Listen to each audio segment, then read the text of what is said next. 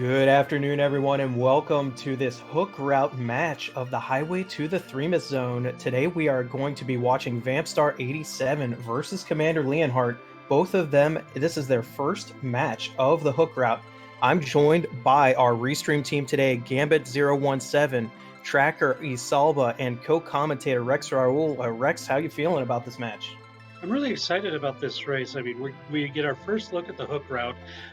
This is going to be the same flags that we saw on the group stage, but there's that added pressure of the getting to the table from the hook route is going to be very difficult. The best way to do it is to win as much as you can. So both Vampstar and CommanderLeonhart are going to be doing their best to try to get through this very difficult route to get to the table route. And so really looking forward to seeing what the runners are going to have in store during this whole event. This is going to kind of set the table for all of that. That's right. In the hook route, every win is going to be key. And this is Swiss, so your matchups will change depending on your record. And looking at the objectives today, it looks like we're having a hard time dodging moon objectives in this tournament so far. We do have Vanilla Murasame Altar on the table, defeating the boss of Lower Babel and trading away the Pinktail. So unless we find Legend and Adamant on the blue planet, we're looking at probably some moon action today, at least a little bit. Yeah, and with that forge and the Pinktail objective, that's two objectives that require two key items each, as well as underground access, of course, which is normally something that we don't think about as a key objective. That's something that you do need in this. The only one that's relatively easy is the boss of Lower Babel, and there are still a few bosses there that could be a big hiccup there. But in general, I think that's going to be the one that our runners are going to think like, at least I can do that one. Everything else, what's the seed giving to me, and then is it going to be okay to do it? And then we've got Dark Knight Cecil as the starting character too. And what are your thoughts about Cecil so far? Now that we've seen the group round, Motas. Well, if I'm seeing a Dark Knight Cecil start, I'm starting to think immediately, how quickly can I get my party ready to do Ordeals? Because if I'm going to get stuck with Cecil, I need to either ditch him or make him good. So Kane start will definitely help with that, especially if we find some nice equipment. Earth Crystal start, instant access to the Troyer Armory. That's pretty huge, especially with a Kane Cecil start. Once Cecil becomes a paladin and Kane, no matter what, really reliant on equipment in order to be as strong as you need them to. And as we've seen, that treasury can sometimes yield the best stuff as far as any of the looting in the game. And even if you just get like a bunch of money from doing that, that might make it so that you don't need to loot nearly as much and take the time to loot as a lot of the other places throughout the course of the seed. So very nice. The character, the key items, the key item of the characters up at the top of the tower is probably not the biggest thing on the mind of the runners right now, but I imagine that treasury is going to be something that our runners go to relatively quick. Although it looks like Vampire is heading to Eblin Castle. There's a character, there's the hovercraft, and there's a bunch of treasures there as well. Meanwhile, Leonhart is looking to, I think, cash in that Earth Crystal. No surprise, and can't blame him because whether I keep Cecil or not in this situation really depends on the equipment that I've managed to find for Cecil before I have to make the keep or kick decision. So being able to go to the Troy Armory right away and search around for some holy swords would definitely good because it can definitely change your decision making later. Let's see here. Artie Bow, Dragoon, Gauntlet, Strength Ring, Gugnir Spear, White Spear. Okay, a couple of really good lances, but no holy swords for Cecil. Based on what you were saying, Motas, I think this might be one where I might consider ditching Cecil at this point. Yeah, and we have free characters on, so it's not like there aren't going to be a lot of choices, depending on how many dupes we see, of course. So our players can choose to ditch the Cecil right away before they even try Ordeals. Yeah, it looks like there was a fire sword in the mini treasury next door. Definitely the consolation prize for Cecil, but not a very good one.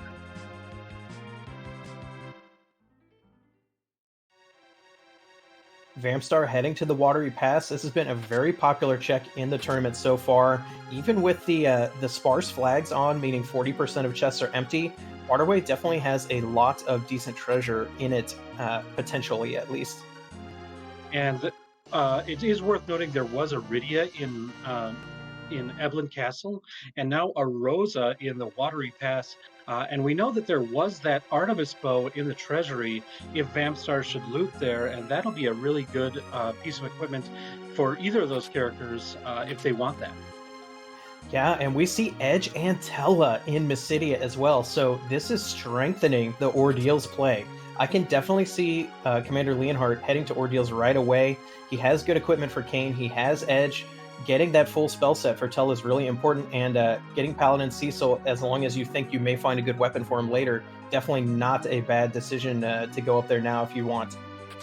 An interesting thing, another character that didn't get a lot of good stuff out of that treasury was Edge, and his starting equipment is great for the overworld, but when you're thinking about outfitting him for the entirety of the seed, he does need some upgrades, and you might have to sell and buy something. Though there is that ninja sword that we just saw Leonhard pick up, and I imagine Vampstar picked up during this Watery Pass run as well, so that's going to really help shore up Edge as well.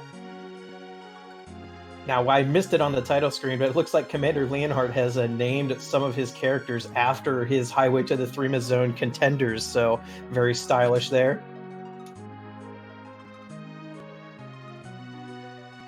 And then there was also a white shirt. That's a really good piece of gear for Rosa. Just if you're going to be using Rosa as a mage, the white robe gives just a very nice boost to the white magic stat. It doesn't really go as well with the Artemis bow, since that kind of reduces your magical abilities. So you got to kind of pick and choose which build you want to do for Rosa. But the white shirt and the access to both the white shirt and the Artemis bow means that you can really choose which build if you want to make her a good physical fighter, or if you want to make her a very good mage. Either build is possible at this point. Exactly right, and finding Rosa this early is pretty much guaranteed that she's going to be a keeper, but especially with the equipment we've already found for her, we will not be seeing either player drop Rosa now, unless there's some very big reason. Yeah, Rosa is just so valuable for the end game. Her HP growth is good. She has access to the really good spells like Berserk, especially for the final fight. And her healing in some of the long moon fights, which, as we discussed at the top of the broadcast, might be really important, is something that's really important. And having her have access to that is going to be really nice. So, yeah, I think everybody's very happy to see Rosa.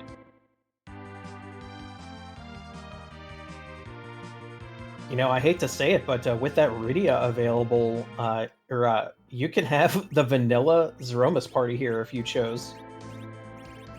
You could, but it depends. I think a lot of runners have really been liking Tella, and so I think there's a decent chance that we might ditch Cecil for Tella based on who we've seen so far as characters available in this seed. Then you could, since we're probably going to be looking for the Darkness Crystal to complete objective number 2 anyways, you do have the option of either doing a D-Machine grind, which Tella really enables, but his access to the weak spell via Mount Ordeals also makes it so if you wanted to do something like a Gold Dragon grind, you could do that a lot easier. Both of those, Tella really helps a lot in. Yeah, and in this situation, you do have Edge, so you know for a fact you will be able to get Sirens. However, getting Sirens through the sneak method is a little slow compared to buying them in shops, but we're not guaranteed to be able to get them in shops. So it's got to be in the back of our runner's minds that, hey, Tella is guaranteed a fast way to grind without having to worry about how I'm getting Sirens. So I can definitely see them keeping him at least until their level grinding is done. Vampstar finding another great piece of equipment in the Antlion Cave here, finding that power robe. There's just like a lot of really strong equipment that we found so far. I believe there was another long sword found in one of the smaller treasury of Troya, so we could have a really strong Edge.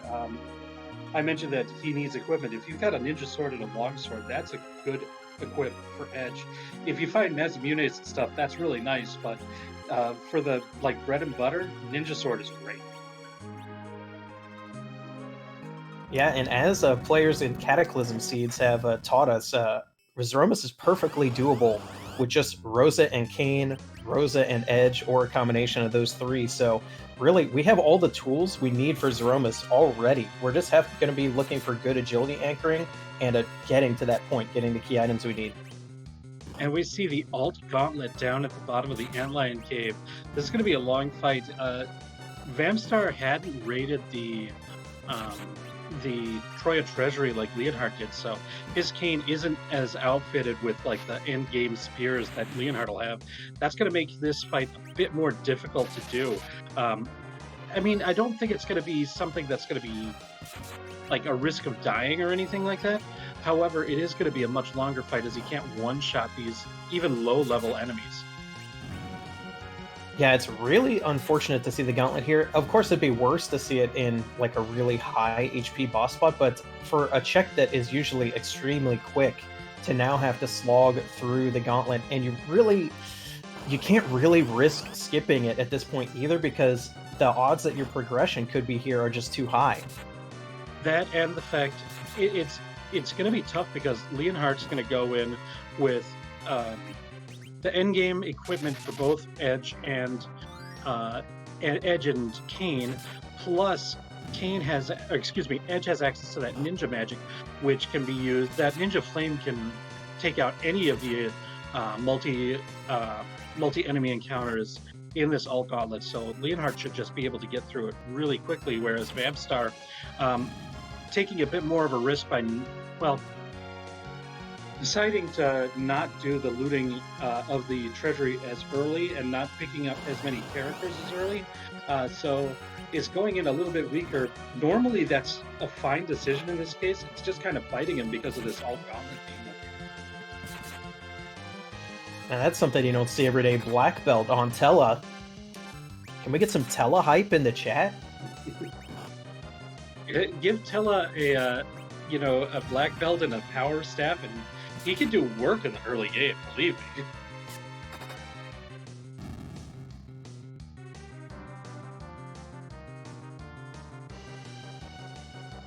Now we're looking at these different players' strategies here. Vampstar is getting through the gauntlet. Commander Leonhart doing an awful lot of menuing here, setting up a lot of equipment. Hopefully we'll be pretty much done with this for quite a while. Once he sees this gauntlet fight, now he's going to be locked in because he's done all this menuing. I think it's one of these things where Leonhart had decided to not do any of the equipping until he was ready to do his first fight, and so it looks like a lot now, but he didn't do any of it before this. So it's oh my goodness, we see a Soma drop on Tella as well. 100 MP hype.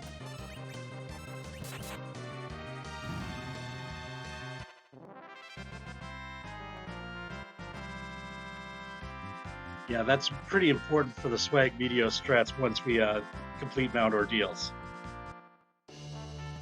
Yeah, and we can see this is already panning out for Commander Leonhart because Edge Flame, boom, there's one battle down. Just a Dragoon Spear, though, from Vampstar. That's unfortunate. It's going to be kind of nice depending on how soon Vampstar decides to go to that Troya Treasury, because the Dragoon Spear is a very good weapon for Kane. One of his best. Personally, I rate it as the second best behind the defense sword. There's some argument to be made for the White Spear, but it's a very good weapon for Kane, so he does have some power. If he wants to do more boss location checks, he's going to be in much better shape now than he was before that fight. Yeah, and we should note that Commander Leonhart has already ditched Cecil, so we're going to be looking at a different character serving as the agility anchor. Right now, Edge is in the middle to maximize the damage output, but we'll definitely be seeing that change later because Edge is no good as an agility anchor. He's pretty good as the anchor in the overworld because of that just so much damage he can dish out, though. Once you get the mid game, depending on the boss spot, it still could be beneficial. and depending on what good equipment. And since he's got that ninja sword longsword combo, he could probably roll with that for a while. Once you get to the end game, however, you're probably right, especially if we find something like a cursed ring to really make sure that we've got a good anchor going on there. Vampstar is showing off the Hobbs flag here. Rydia does get a summon from melting the ice on Mount Hobbs, and Vampstar got an Indra summon. Could be useful in the early game, but probably will not be seeing much use in the mid to end game.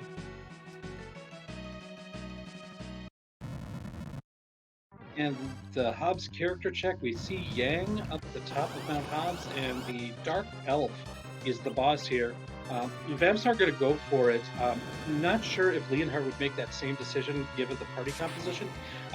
Vampstar is still looking to just shore up and get the numbers into the party, and so that was a pretty easy pick here. Yeah. And the Dark Elf shouldn't be a too difficult fight. He also picked up a dragon with the Rydia, which is going to make her be a lot more formidable in this fight as well. Yeah, we can see Commander Leonhart is going to Hobbs to melt the ice, but I have serious doubts that he is even going to check the character.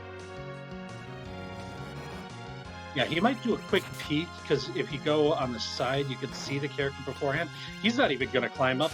He doesn't need the loot. He's done a lot of looting already. He doesn't need the character. He's happy with his team right now. So yeah, this makes perfect sense. He just wanted the summon so that if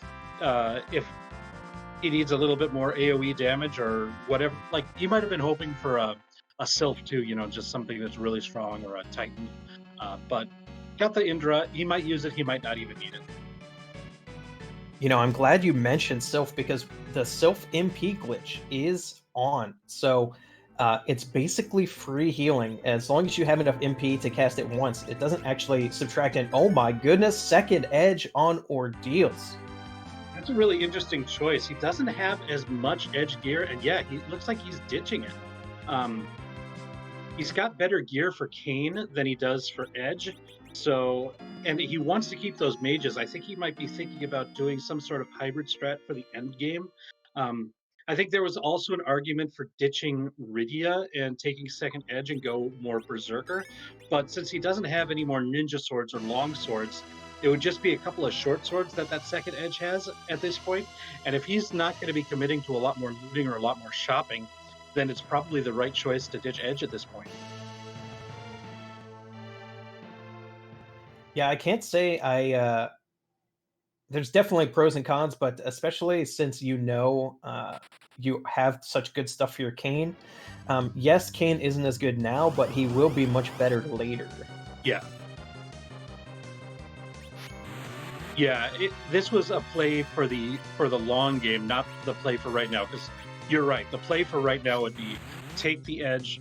If you're really doing it for right now, you'd probably ditch Tella, but ditching Kayn would be an improvement for the team right now. But with that good stuff that we've got for Kayn, he's going to be so great throughout the course of the seed that it's probably... I don't think he even considered ditching Kayn. I think it was whether or not he wants to ditch Rydia, and he decided to keep the mage instead. Commander Leonhart making short work of the Baron Guards there on the top of Ordeals. Meanwhile, Vampstar is showing us the Pain Man Dark Knight Cecil at the Fabul spot. This is a nice place to encounter Dark Knight Cecil. It can be a scary fight in high attack spots, and at this point in the game, you don't want to worry about that, especially when you've got characters with low HP like Rydia.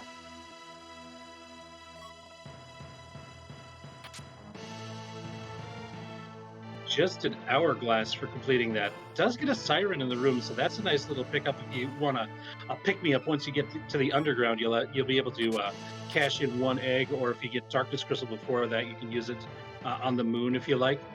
We see the Evil Wall in the Mylon Z spot. This can be a little bit nasty. I think, though, that Commander Leonhart, with the gear that we've got, is probably going to get through this without too much problem.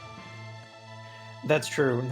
Probably should not have an issue. We're seeing there's the Crumble Death. Vampstar, in the meanwhile, also, it's interesting because a lot of players, you would be surprised how far one singular siren can go if you use it as soon as you get underground. It can make a lot of your underground checks way faster just to pop one siren and get that big boost Yeah, agreed. And I think when you see how fast that evil wall went down, that's kind of a testament to the center position edge, especially in these overworld fights. Just able to get more turns. W- by having the high agility in the middle spot, your character is going to get more turns relative to your other characters, and so he just gets more turns, and he's doing so much damage. Plus, you get the accuracy boost in that center spot. It's just a really efficient way of doing these overworld checks if you've got access to somebody like Edge. Where are the key items? That was just another Artemis bow on type of Ordeals, but we do have Demist, so we may still get some payoff here. Besides, of course, getting our Tele spell list, we see Vampstars also going up Ordeals now with a completely different party. Going to be happy to see that Edge for sure. Absolutely, I don't think there's a chance that he's ditching, and looks like it's Yang is going to be the sacrifice at this point, holding out the hope for Cecil. Um, Maybe it's because he hasn't checked that treasury yet, and still thinks there's that possibility of finding that Excalibur or that uh, crystal sword in the treasury just to make the paladin super strong. Unfortunately, it's not going to be like that, and we might be stuck with like a flame sword Cecil for a good portion of this race. Or I guess one option would be the Artemis bow. That is something that Cecil can equip, and it is a good weapon, especially if you get some good arrows to go with it. You know, that is the good thing about having to use Cecil in this way, that even if you don't find a good weapon for him, if you back row glitch him, he can be used for some cover strats to help you plow through the rest of the seed. He may not be great for the Zeromus fight, but as far as clearing the rest of the seed, he can be quite useful in that way. Of course, the reason that Cecil is a bit controversial, if you haven't been watching this Threemus zone so far, is that the way that agility works in Final Fantasy IV is the character who's everybody, both your squad and the monster squad, is based around is Cecil. Now, if Cecil isn't in the party, then whoever is in the center position is the one who's in that role, and that's why we talked about the center position edge on Leonhart's side. Um, but with Vampstar, no matter whether or not Cecil is in the middle position, his agility is all that matters when considering the speed of both his team and the enemy's team. Ordeals is paying off in spades here. That D-Mist, aka Iridia's mom, giving us the Magma Key. Yeah, that's going to be a relief after completing Mount Ordeals and all these other key item locations without finding anything. Now they finally get something, and it's something really good. Access to the underworld is such an important part of the early part of Free Enterprise.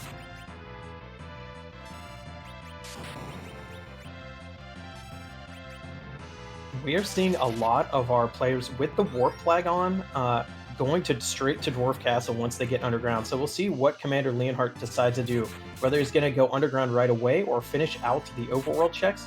And then once he is underground, where he decides to go, whether it's the free chest in Feymarch or the double check in Dwarf Castle.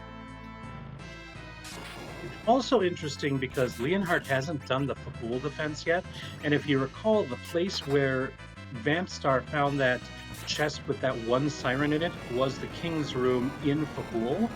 So if once we get underground, and Vampstar's going to have access to that D-Mist very shortly as well, Vampstar will have that one siren and have the opportunity to cash in on one egg if he wants.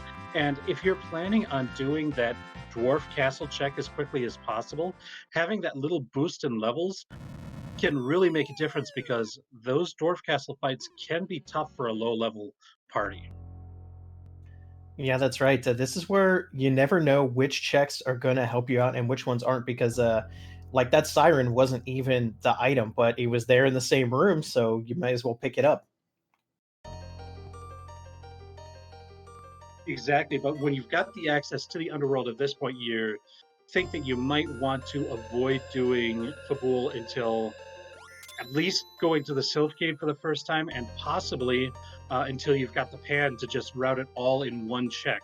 Um, I know during the Fabul Gauntlet event, that was a bit more popular. This is a different flag set, and so there's been kind of different thoughts on that. But in this case, we might see that on Leonhardt's side. I'm not sure exactly what his choice is going to be at this point. Temp job Dwarf ends up being a baggage porter today. Commander Leonhart choosing to loot and check the shops here in Tamra before doing anything underground. I like this move. You're still looking for certain things. We have not found Bacchus wines. We haven't found sirens in shops. We have not found cabins or cure threes. So there's definitely still some shopping to be done, but finding the heroine robe is to his liking.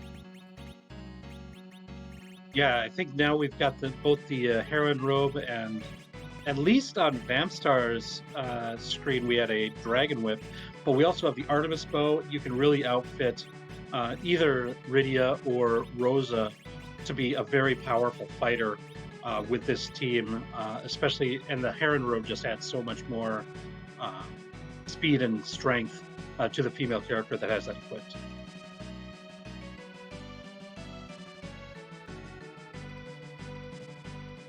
Yeah, of course, vanilla Final Fantasy IV doesn't tell you that only female characters can wear the heroine robes, although you would think the name would make it obvious. Like, so much, the stats, stat effects, immunities, none of that is spelled out by the game. You basically have to test it yourself. Another looting run made by Leonhardt here in the Fey March. This is another one of these locations that have a pretty high, like, kind of tier ranking as far as what's in the chests. There is one trapped chest that would probably wreck his squad at this point, but he saved right outside so that he could reset if he finds it. Gets an overaxe, which is a decent weapon for Caden, but we've got better stuff for him now. He could sell for a lot of money. You know, it does make you wonder, what do you figure he's looking for here? Do you think he just wants the cash? I think that's a big part of it. When you're doing this, you're thinking, like, if I find sirens, I need to buy a bunch of those. If I find Bacchus, I want to buy a bunch of those. If I find Cure 3s, I want to buy a bunch of those. So there's a number of items that are relatively expensive that you want to buy in multiples. And so making sure that you've got enough money to fund all of those is pretty important. Ooh, and there is the crystal sword in the rat tail chest. So Vampstar might be paid off the longer he keeps that Cecil. Oh no, Leonhardt, you know, you can't even throw it. You can throw Excaliburs, but you can't throw crystals, and there it goes into the shop for Bacchus money. That is a lot of Bacchus money, though. That's the trade-off is if you decided to ditch Cecil and you find that crystal sword, it is a ton of cash.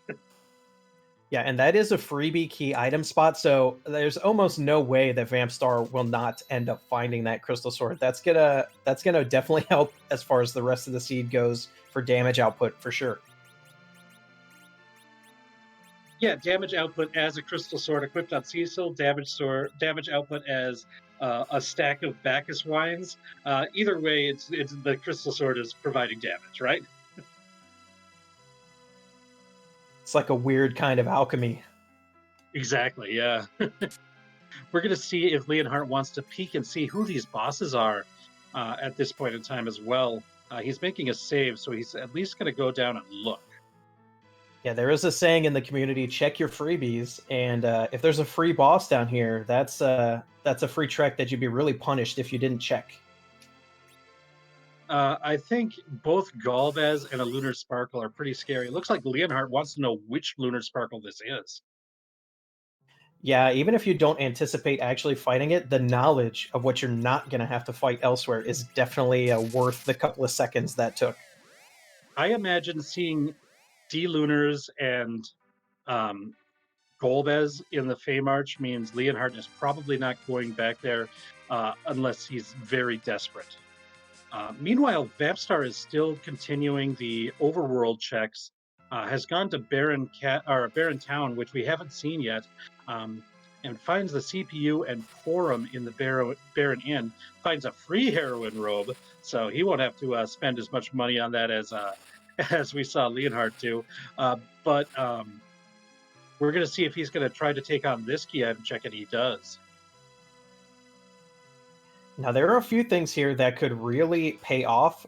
If this is a darkness crystal, then a Vampstar can do a. Well, actually, no. Vampstar does not have Tela anymore. He needs to get weak on Rydia in order to do a D machine grind now. And if you get to the point where Rydia's got weak, you probably don't need to grind much after that, anyways, since she learns that at a very high level. But it would give access to the moon, which is another character. Probably not what's most important. But if the sirens are for sale in that lunar shop, then that could be really huge for Vampstar as well. Yeah, it's not like he cannot get rewarded here. There are definitely a lot of items that he could get that could pay off here. But the problem is, if it's anything that doesn't lead to extra access, then there's nothing to stop Leonhart from doing this check later when it will be even faster.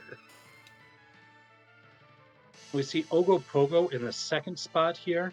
At this point, after completing Mount Ordeals, this is a lot more easy. Now, the base level Cecil here is not contributing a whole lot to the party, but both Kane and Edge are. Now, unfortunately, it looks like Kane got knocked out. Hopefully, Femstar's going to be able to recover or just be able to do enough between. Oh, and Rydia with that Dragon Whip Heroin Rope doing plenty of damage too. So. Yeah, we can see Commander Leonhart is not There he content is. to just go, oh my goodness, the Darkness Crystal. That's what we were talking about.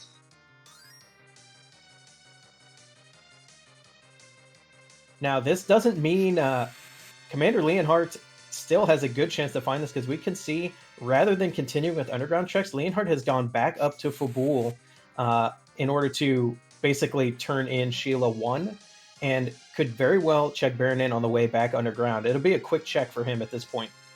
We also have Zot as an overworld check that neither of our runners have gone to yet. So there's a couple of places that if you're already in the overworld, you might do anyways. Unsurprisingly, Vampstar's going to cash in that Magma Key and probably do at least the previous checks that we saw Leonhart cycle through as well. As far as where they go after that, this is going to be the router's preference. Do they want to do the high density locations like the Dwarf Castle with the warp glitch enabled? It's two different key item checks in one. Is it going to be where there is the objective, which would be the tower? Even though it's going to be a keyless tower at this point, but there still is an objective that you're going to complete there.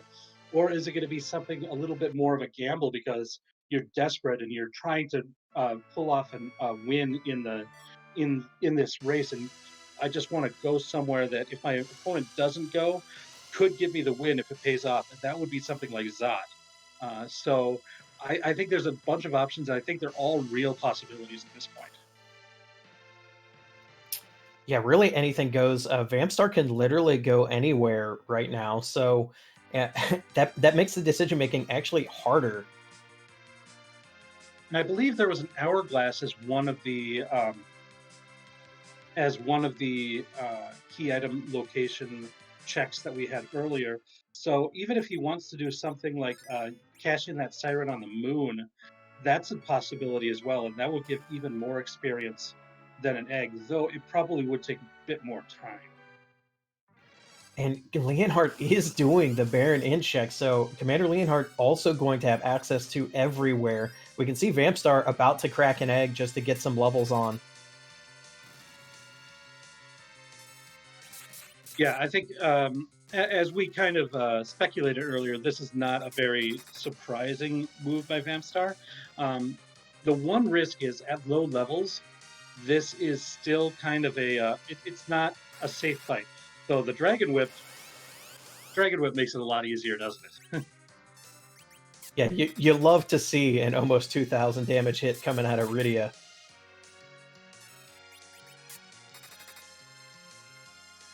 And that's going to really shore up Vampstar's levels for any underground checks that he wants to do. So if he wants to do that Dwarf Castle check, he's in pretty good shape to give it a shot at this point.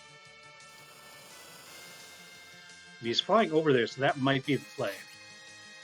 Oh, that's unfortunate. If he just checked that free chest in Feymarch first, he'd have a Crystal Sword in hand here, too.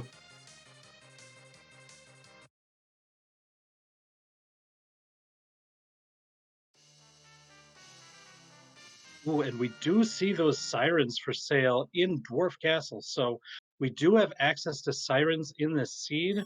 I think this is going to be an interesting check because at this point, once we get um, once we get knowledge about those sirens, then the question about Tella is a lot more: do I want his utility or do I want another character's power? I was just about to say that. Once I find Sirens, Tella is out of my party. I want someone who can actually contribute in the Zeromus fight, and I'm just going to grind a way that doesn't require him.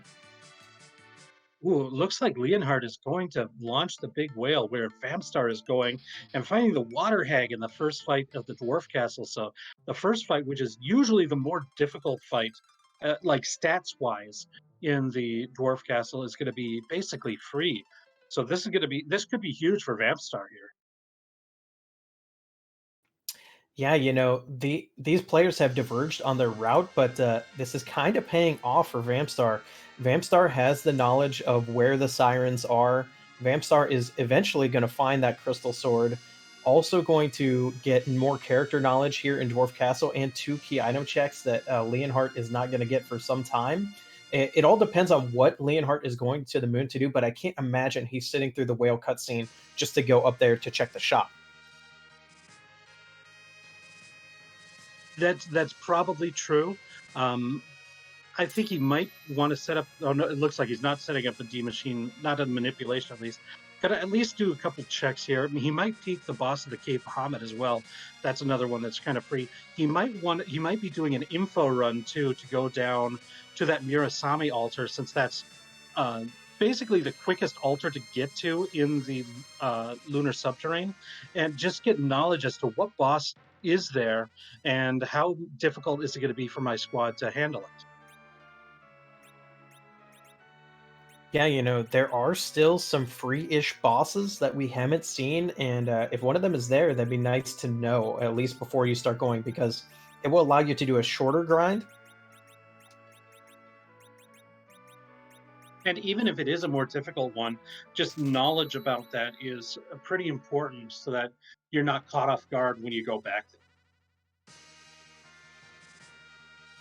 Leonhardt does check the shop while he's up here, finds the hourglasses, a pretty useful item depending on which grind you end up using. And there are a few bosses that it makes useful. And it looks like we're going to get a hairdryer's check here. There's a trapped chest in this lunar path with four like lunar cell enemies, and they are susceptible to stop and give a really hearty boost in experience. So it looks like Leonhard is going to be using that where Vampstar used the egg to do a little bit of a experience injection here. Yeah, this is really interesting. I have not seen anybody else do a hairdryer chest check during this tournament so far. So this is kind of I don't want to say like out of the way, but a kind of niche strat here. Depending on the flag set, this becomes either very uncommon or very common. Um, it's um, it's also a possibility he could get like a legendary ninja sword out of this chest too, because the trap chest could have the best gear in the game as well. Um, Unfortunately, it looks like Tella missed on his life one. Trying to use the life glitch to get double experience as the enemies die is a common way to uh, boost the experience of fights with multiple enemies. Unfortunately, Tella's stat is just so low that sometimes it can miss altogether. Yeah, and you know what doesn't miss though? Life potions. That's why you usually see players using those instead.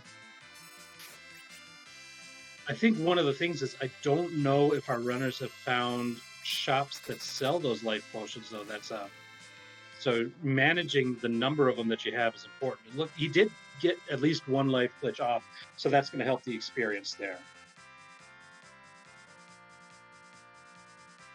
Yeah, 7 levels, 6 levels. We get berserk access without needing to blast through our items there. The warp item in sealed cave was a Mazamune sword, so the power just keeps on growing for Vampstar's party. Leonhardt, meanwhile, does get a Zeus Gauntlet, still a very good piece of equipment for strength boosts. Can be used by Kane or Edge, or if you grow up Rydia, she can use that Zeus Gauntlet as well. Meanwhile, Vampstar finds that adamant through the Dwarf Castle check, and so we do have half of that objective complete at this point too, and that's huge. Yeah, now we are still missing the hook and the pigtail and the legend sword, so uh, it's not enough to allow you to fade the moon yet. But 1 out of 4 getting there. This seed has kind of blessed our runners with good equipment, good party members. This is a strong party that both of our team had. Both teams are very strong at this point. Um, but as far as like getting the key items to complete the objectives, that's been pretty sparse so far. We haven't seen a whole lot of what we need in order to complete that. So that adamant becomes really huge.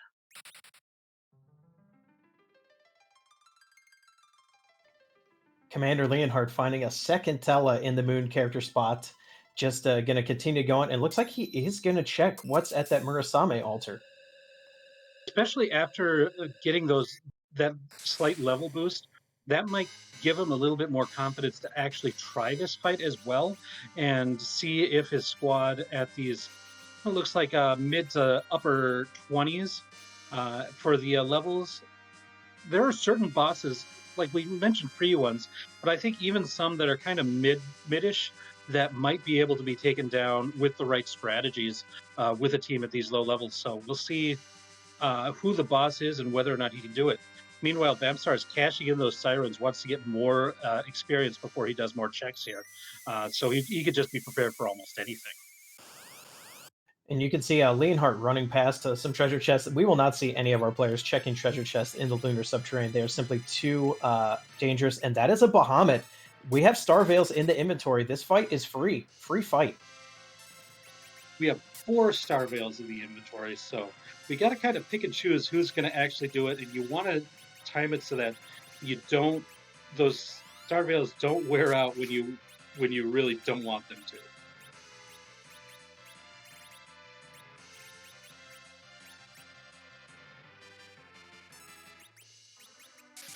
Leonhardt also running up against one of the bosses, the tell us spell list to figure out where exactly is the spell that I actually want to cast. The struggle is real. The only time I waste more time in the spell menu is when you have Fu in your party and he's learned his spells in all sorts of backwards order. Got 2 Star Veils up, or 1 wall spell and one Star Veil up before Bahamut's Mega Nuke. So we still have 2 characters. The Star Veil on Rydia will probably last until the next one. The wall cast from Tela probably will not. But if as long as Leonhardt is able to get another Star Veil up on Edge before the next one, he should be able to get that one out as well. Yeah, and Rydia would be doing a lot more damage here if Bahamut was actually a dragon. I know he looks like one, and he says he's one, but he is not actually in the game.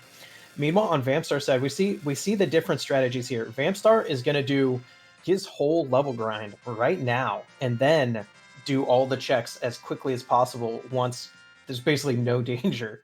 Yeah. Leonhard is doing the opposite, is wanting to know, wanting to get the objective out of the way, and then grind. So Leonhardt was able to defeat it. Unfortunately, it looks like he was trying to get the levels on Rosa, but was unable to do so. But still able to get the objective complete at this low level, and that's pretty good. Having that under his belt, he's got access to the underground, so he's got access to that lower Babel. But it's the legend and adamant that's we still don't have access to. We don't have the hook or the pink tail. Um, Vampstar has the adamant, but Leonhardt hasn't found it. Yeah, and it would be great for Leonhardt now if we find a pass somewhere on Earth, and then he doesn't have to go back up to the moon again. That's assuming that he can complete one of the other objectives without going back to the moon, which is not a given.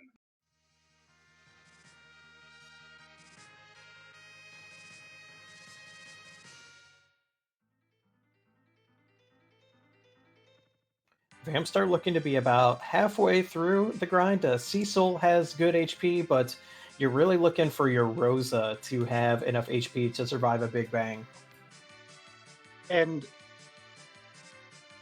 as much as you want to do all your grind in one point, the other thing to remember is we know we've for Vampstar's side, he knows that we've got that uh, access to that Mirasame altar right now, and so he could do it. That's going to give a chunk of experience as well.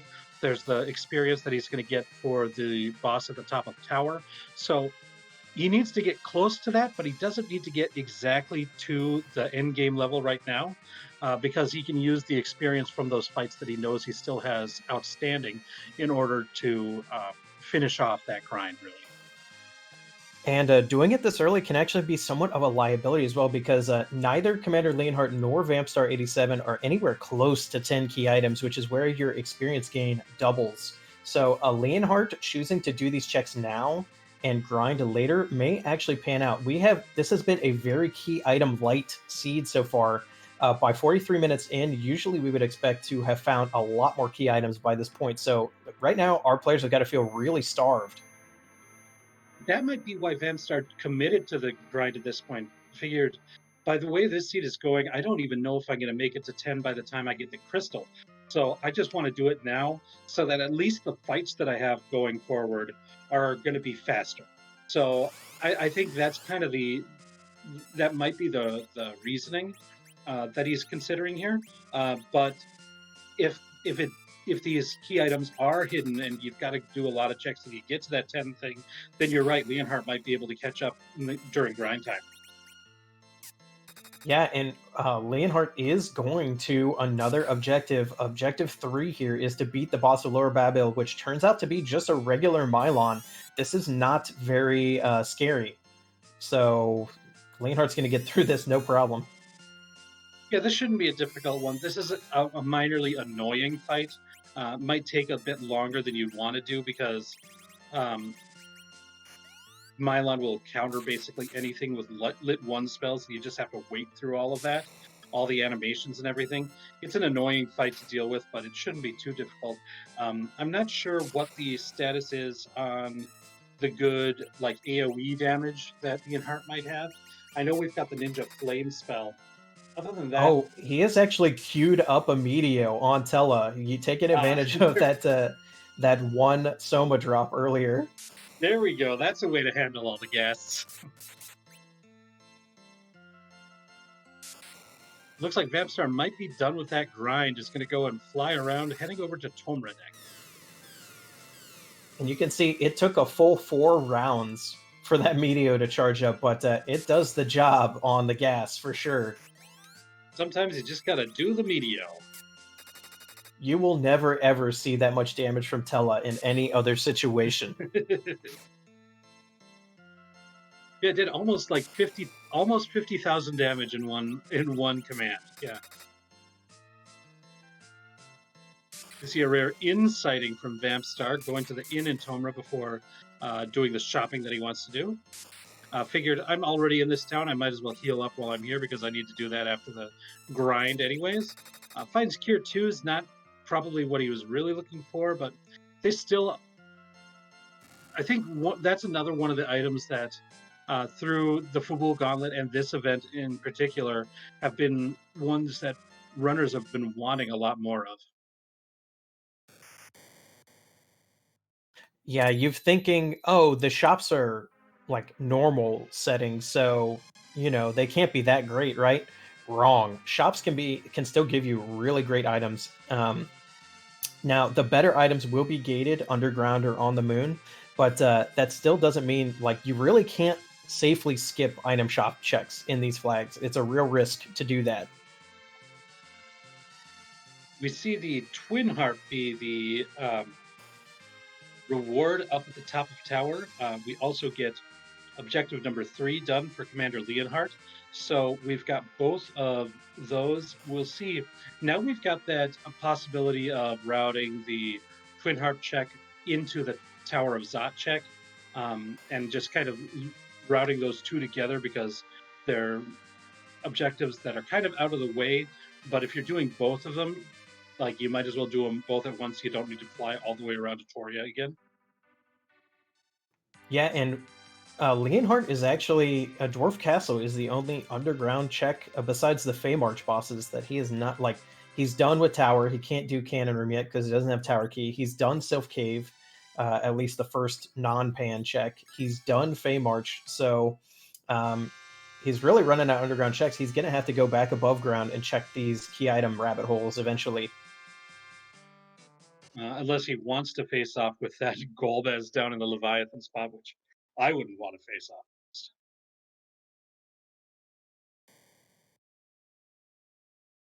Veps are finally going to that Toria treasury, which we saw Leonhard beeline to right at the beginning of the game. So this is just one of those things where it's like the priorities and the routing that we see between the two runners is just so starkly different. Um, Yeah, it may just be that Vampstar is just used to checking this armory, like right before he checks the actual Tower of Zot dungeon, yeah, just as a matter of habit. well, that and like just kind of efficiency of movement. Like if Leonhardt wants to go and check the Tower of Zot now, that's another trip to Toria. Whereas Vampstar is doing both of it in one go.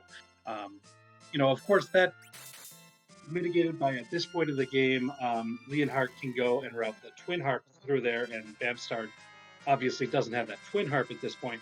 But I think that's kind of one of the thoughts as far as saving the time. Depending on what's in there, though, you might save more time based on the battles. So it's pretty tough to actually gauge as to what is the right strategy.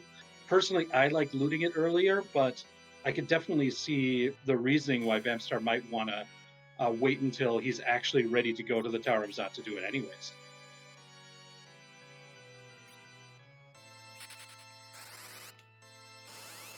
That's right, and we are going to see the Zot check. Very interested to see who the characters that we could have had early.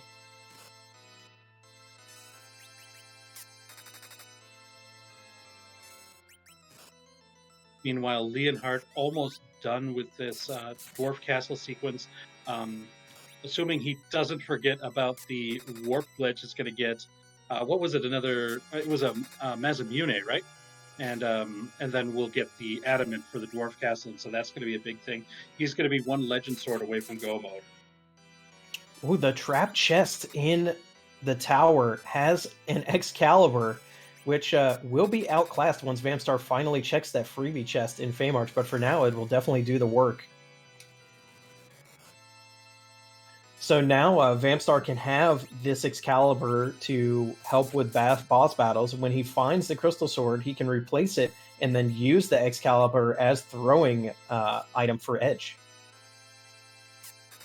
Yeah, Excalibur's with Edge in the party just become really nice to have because other than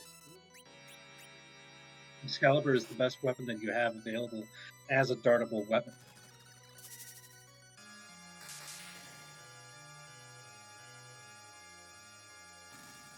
Yeah, I was questioning Vampstar and taking the time to fight that Flame Dog chest, but it turns out it was a good decision.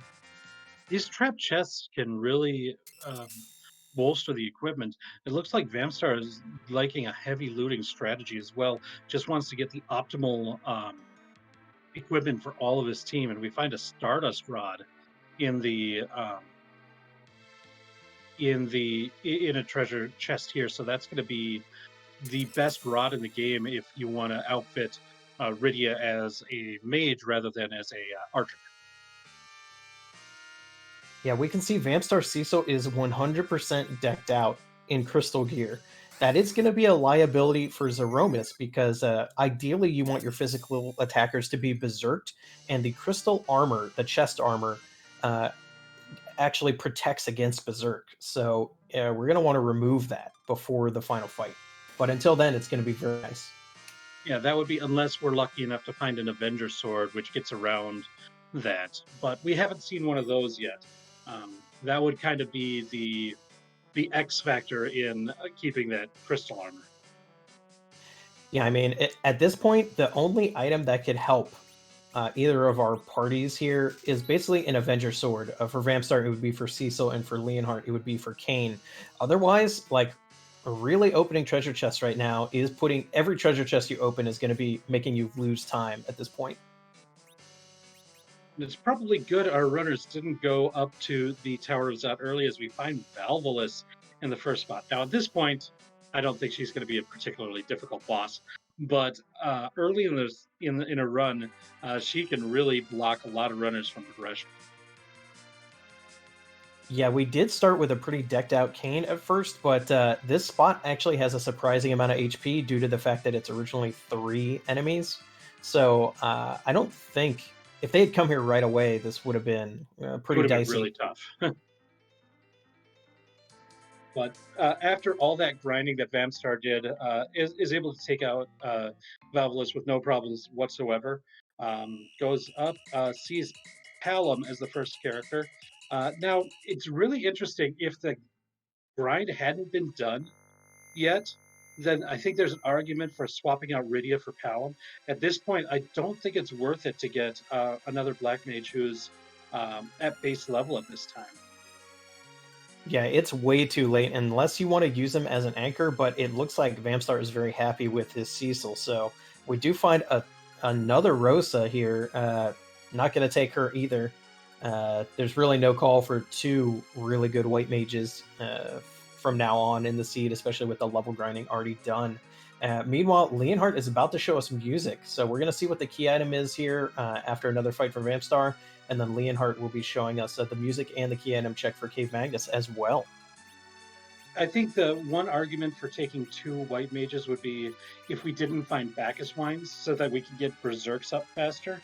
But with Bacchus wines, then I think there's just a bit too diminishing returns on the second white mage. But we get the freebie boss in the vanilla Valvolus spot. King Queen Evelyn and Vampstar's going to be through this Tower of Zot pretty easily at this point. But meanwhile, we're getting some music, and it's time for us to be quiet for a little bit as we all enjoy DJ Spoonie B's rockin' tunes.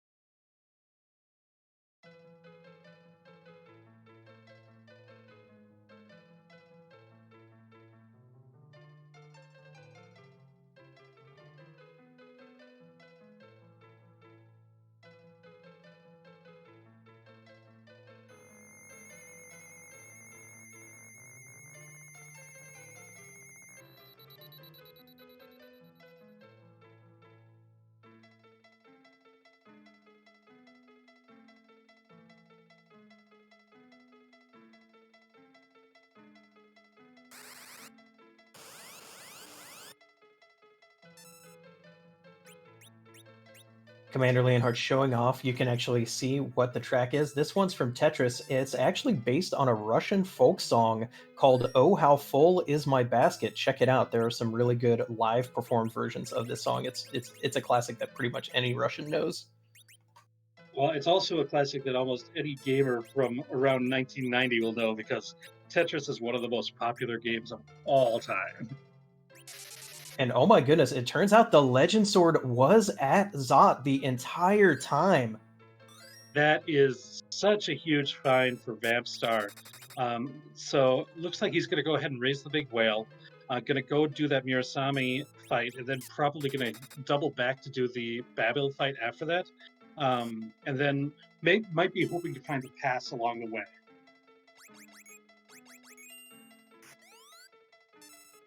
Wow, so even though it looked as though Leonhart was pretty far ahead, as long as Leonhart keeps fading Zot, this could be Vamp's game. So we got to see what Leonhart does after this Magnus check. It's going to be very probable to go to Zot afterwards because he's in the area. So let's see what he does. I tend to agree with you. I think, just trying to think if there's anything that would make him go somewhere else, and maybe the hook if he wants to check the shop, but I don't think so. Just a Bahamut summon, so Well, it looks like Vamp raised the big whale, but now is going back underground, going to do the forge right now. And then we'll see if he decides to go ahead and get that tower objective out while he's still underground. Yeah, and we get a big problem here for Leonhart. Leonhart doesn't have 10 key items and still needs a little bit of grinding to be done. So even if he finds that legend sword in Zot, he's not going to be ready yet. Whereas Vampstar has already done his grind. So depending on how fast Vampstar can get up to the moon and get that free Bahamut out of the way, this could really be a good situation for Vampstar.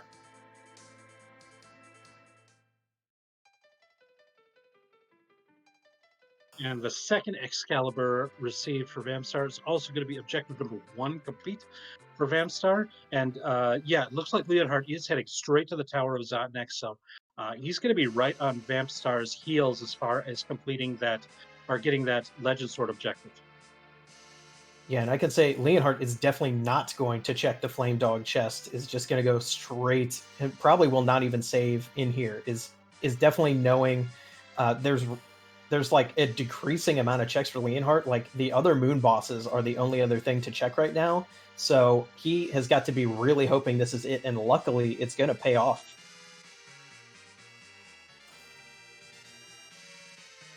Looks like Rose or Vampstar might be.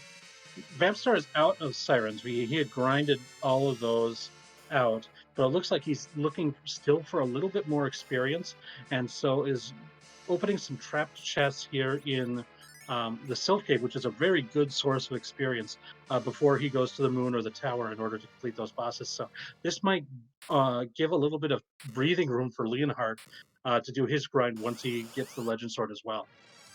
Oh, I absolutely hate this this place, especially the ghost trap chest. It just takes so long. If this were me, I definitely would have headed back to Dwarf Castle to get sirens because there's no way I'm voluntarily taking these trap chest fight in Sylph Cave. No offense to Sylph Cave lovers. I love the dungeon. I hate the trap chests.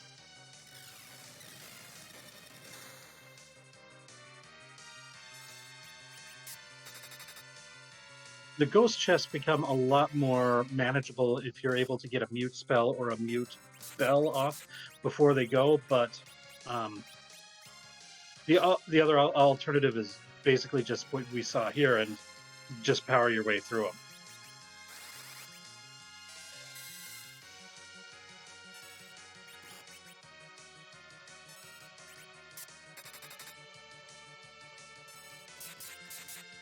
Yeah, I mean, if you are looking for trap chests, this is a good spot because there's 7 of them in this dungeon. It is the most trap chests in anything except the lunar subterrane, but in a way more compact area than the lunar subterrane. We do see another Soma drop. Not, I mean, 10 more MP, not too shabby. A defense sword, what I think is probably the best weapon for Kane. So nice pickup there for Vampstar.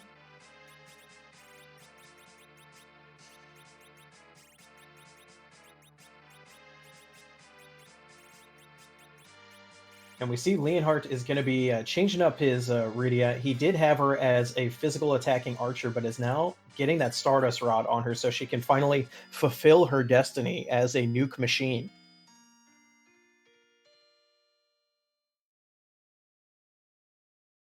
I think the finding of that Bahamut summon down at the bottom of the Cave Magnus is kind of pushing her in that direction. Like, yeah, I've got the best summon in the game. Let's maximize the damage that I can do with that.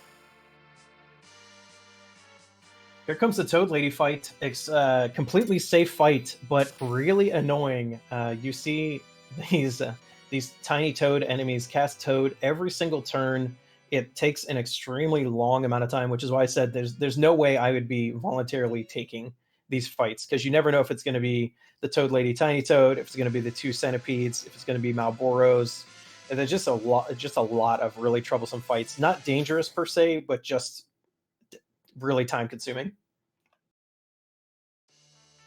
If Vampstar is doing this for experience, as I kind of suggested might be the case here, I think it might be the fact that he doesn't like the HP total of Rydia, because her HP progression is pretty poor just in general, and so might be looking to get some more hit points on the Black Mage there. Yeah, traditionally, if you're using a black mage party in Zeromus using reflex strats, you will be trying to nerf the big bangs in order to let your lower HP mages survive. But when you're using hybrid strats, you can't really do that because it just becomes a little unmanageable. So, unfortunately, getting Rydia to HP levels that can survive an unnerfed big bang is quite a high level, like in the mid to high 50s. So, And her XP like level progression is pretty poor as well. So generally, the easiest way to do that is to do a D machine grind. However, Vampstar doesn't have access to that without Tela. So you're kind of between a rock and a hard place, and that might be why Vampstar is doing this. Another thing is like you're still getting the good gear. We saw that defense sword, for example, and should he pull a crystal sword or should he pull a Avenger, then he's going to be in pretty good shape with that too. So that would be a nice thing to get because remember, Vampstar hasn't gone down to the Fey March, hasn't opened that vanilla rat tail chest where that crystal sword that we saw Leonhart find was. yeah, and unfortunately, every single fight that Vampstar is taking here is allowing Leonhart to catch up. Leonhart is now hot on the trail, has gotten it, will be going to forge and complete Objective 1, which will give the crystal. So Leonhart literally only needs levels now. And this is the case. This that crystal is going to be his 8th key item.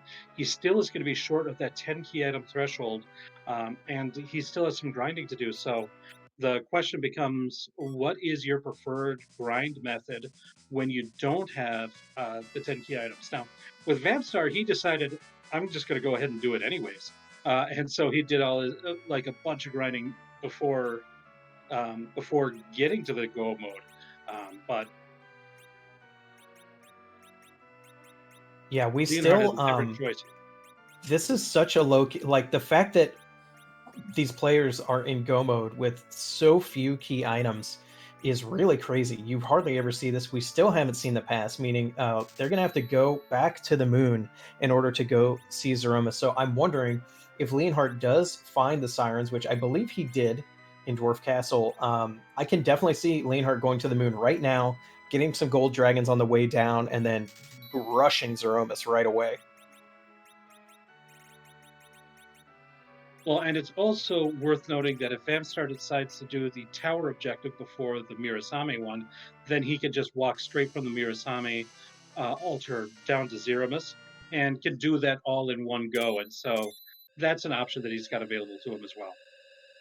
Leonhardt showing us the Coco shop had crystal rings, which he did buy. It looks like almost his full party is uploaded with crystal rings now. That's going to be very useful. Basically, the only defensive stat that matters for Zeromus is your magic defense. Crystal ring gives a heavy heaping of it. So we now see Leonhardt is in go mode, has the crystal, just needs to get prepared for the Z fight as far as the levels go, and we'll be ready to see what it is.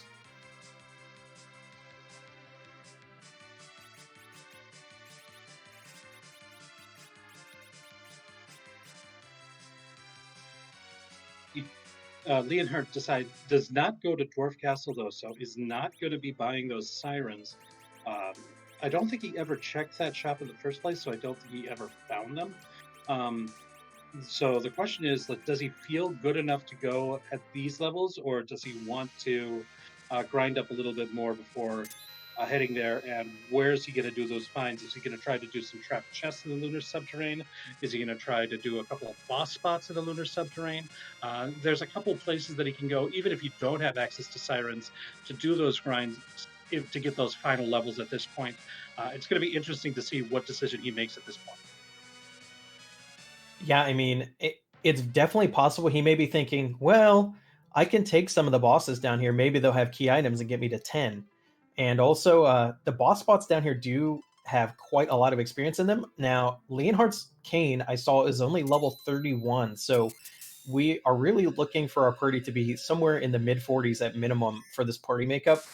And I don't know if he wants to fight that many bosses, but there are alternatives. You can kind of hunt for dragon fights manually without sirens, and you can also try to get the warlock fight. Oh, and our restreamer in the chat, Gambit, letting us know. It looks like we might have missed it. Leonhart does have some sirens, and I believe found those hourglasses um, in the lunar shop. So probably going to see a gold dragon grind based on that. Yeah, and my only question then would become, does he try the lower two bosses in the ribbon room and the one next to it to try to get 10 key items first, or does he just go for the grind now and not kind of make that gamble?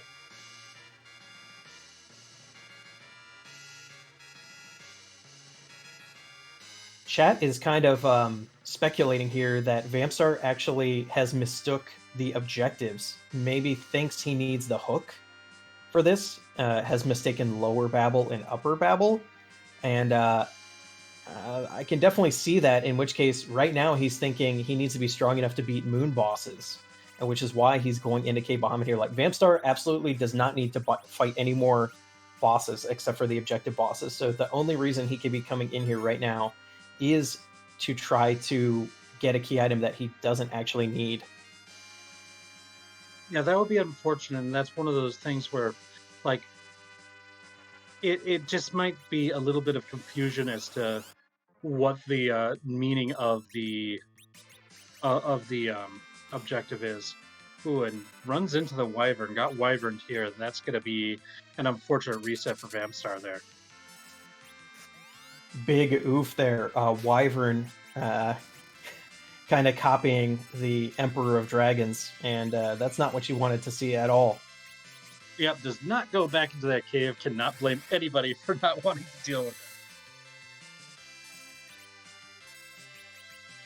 Yeah, so basically right now this race comes down to how quickly does Vampstar realize he has everything he needs, and how quickly is Leonhart going to get this grind done. And we see Vampstar going. We'll know for sure if he goes to the Mirazame altar and then comes out.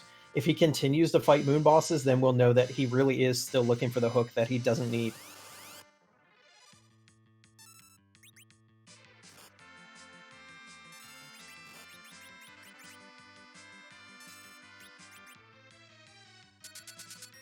As we're kind of winding down, especially on Leonhart's side, want to once again give a shout out to our restreamer today, Gambit, making today's this show possible. Our tracker is Alba, making sure that we're aware of what's going on, because as is evident, I miss a lot of things. Also want to give a shout out to the admin team who are running this tournament. We've got so many people that they're managing, and we're getting so much of these races restreamed for y'all, and I think that's been just a really fun aspect of it, just free enterprise everywhere. Also want to give a shout out to RPG Limit Break, letting us have our races on their channel has been awesome, and just want to express a lot of thanks to them for letting us be showcased on such an awesome channel as RPG Limit Break. Well, and of course, some kudos here to my co-commentator rexxraul, who a little bit behind the curtain here stepped in about 10 minutes before this match started for us. We had a little drop, so thank you, Rex, for kind of dropping what you were doing and coming to help us out to call this match. Hey, always ready to help if necessary. And it looks like Vampstar is still looking for those trapped chests, is really liking... It seems like Vampstar has been fading a lot of shops. Like, for example, did not do the Kokol shop after he forged the crystal in favor of these trap chests instead. So might be liking to do the gaining the experience and gaining the end game items all kind of in the same action, and kind of sidestepping the shopping portion of it.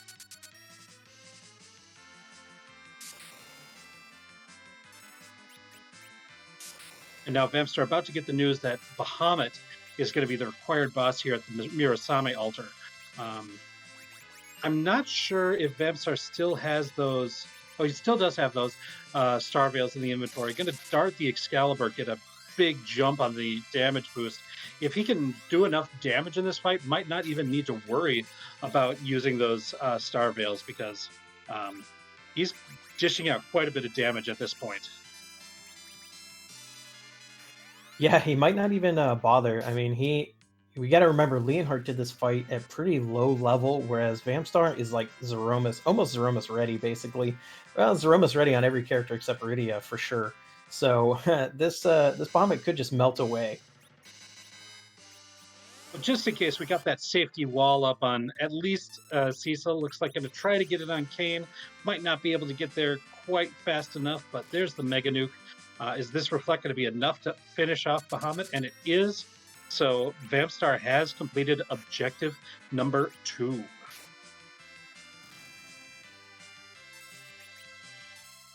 Receiving the Moonveil for the trouble, unfortunately did not get experience on the other characters besides Cecil, but at this point, experience is not really necessary strictly, so not too bad. Getting Rosa back up in order to... Oh, no. Getting her up to life. So I was thinking it was going to be exit, but yeah, might wanna, no, we're going to continue diving. I think this goes along with the thought that Vampstar might not realize that it's the boss at the top of the lower tower in the underground.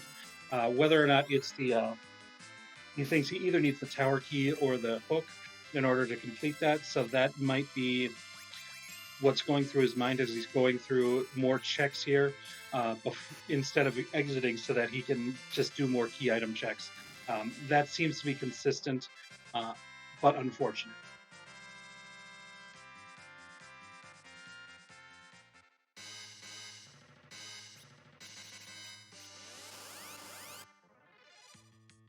Yeah, and we can see, even though Leonhart did not really need Tella for this grind, he has kept him.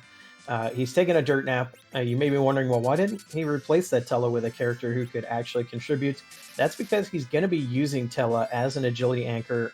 We have used that term a lot during this match, but we never actually explained what it means basically for the final fight. Enemies and allies in this game have their turn order based on the agility stat of the character in the middle slot of your party. That's if you don't have Cecil in your party. Otherwise, it's always based on Cecil under these flags. So basically, we want Zeromus to be slow. So we're going to put a slow character in that slot. There are some breakpoints that we're worried about. Tella never gains agility, so you're really not worried. His agility will be low enough to be good for you, no matter what level he is. So he makes a very good agility anchor here. Basically, we want to make sure we see as few big bangs as possible, and that's going to help us do that. I just want to correct something. Tella does gain agility, and that's why we want to keep him knocked out so that he doesn't gain levels and gain agility. Where he is right now, he's probably going to be a fine agility anchor, but if he gets too many levels, like if he was alive during this grind, he probably wouldn't be a great agility anchor anymore. So just if you're playing on your own and want to use Tella as your anchor, make sure you knock him out. Yeah, here's another fun fact that Tella loses strength and vitality as he levels up as well. That's a weird fact that the developers put in the game, even though you would never really see that affect you in the vanilla game. Yeah, well, he is an old man, I guess. I know that as I've grown older, I've lost some vitality as well, so...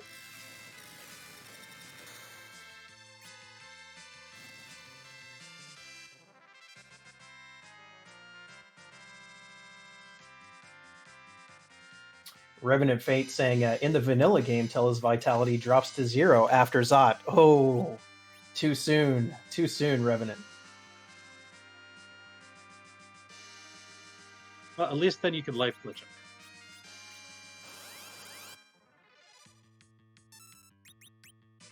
Looks like Leonhardt's still not happy after that grind with his levels, so going to be turning on random encounters, which at this level, at this stage where Leonhardt is with his levels, isn't going to be too dangerous. one of the flags that's on for the Threemus zone event is the can't run flag. So if you get an encounter that you don't want, you still have to stick it out. You can't run away from it. So like use the whenever you decide to use the turning on encounters toggle in the options menu, make sure you're very careful about when and where you do that.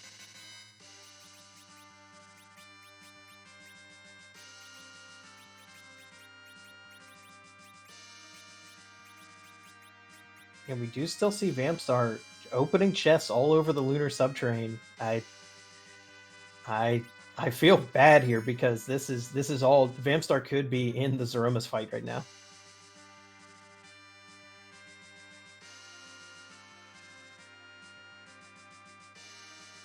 Speaking of the Zeromus fight, I think Leonhart is walking directly towards it. Has the crystal in hand. It's going to be ready to transform Zeromus into. Well, we'll see what we get transformed into because I think our chat probably wants one of us to ask a question, and I'm going to have you ask that, Motoss. Well, this is definitely the part of the match where we usually ask the question, whose butt are we going to kick this afternoon? Because we have, as you all know, random Zeromus sprites for the final battle, and it's always a treat to see what we're going to find because there are a lot, and I've played this game a lot. I've watched a lot of matches for this game, and I'm still seeing sprites that I haven't seen before. Yeah, there's a lot that are fun, a lot that are funny, some that are very scary and disturbing. So we'll see what we get today, and because butt time is approaching. Answer the question, Twin Dude in the chat, but what about trading the Pinktail? In this particular flag set, you need to complete 3 out of the 4 objectives. So he's completed 3, and that's what you need in order to complete it. Yeah, we never saw where the hook was either, so like we haven't seen Pinktail or hook, which you need to turn it in.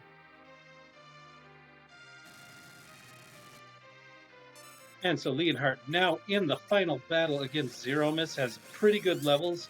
The only character who might not survive a full-powered Big Bang is Rydia. I'm not counting Tella, but I believe he did learn Nuke with Rydia, so she'll be able to do quite a bit of work as well until that time happens. If she does survive, then this fight's going to go really quickly. Oh, and it looks like we got Slimeless from Dragon Quest.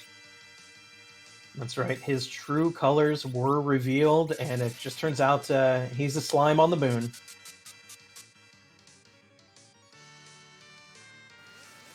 We see Commander Leonhart using the slow spell. Probably never found Silk Web. Silk Web applies a double dose of slow, but you take what you got, and we got that. Yeah, I was looking for those throughout the seed, and I don't believe we ever found them in shops, so, which is kind of rare. Usually you can find them at least somewhere. Well, I also don't think we did a full shopping route. Like, I think there's a lot of shops that were skipped. Like, I don't know if any of our runners even went to Kaipo during the entire run. I think Silvera might have been faded as well. So there were a couple places that we just didn't check. And of course, we never got the hooks. We couldn't check Edlem. Yeah, out of all of the tournament matches I've seen so far during the Highway to the Threemus zone, this is the match with the lowest key item count and the most faded locations. I just can't believe how small of the game these players have managed to see.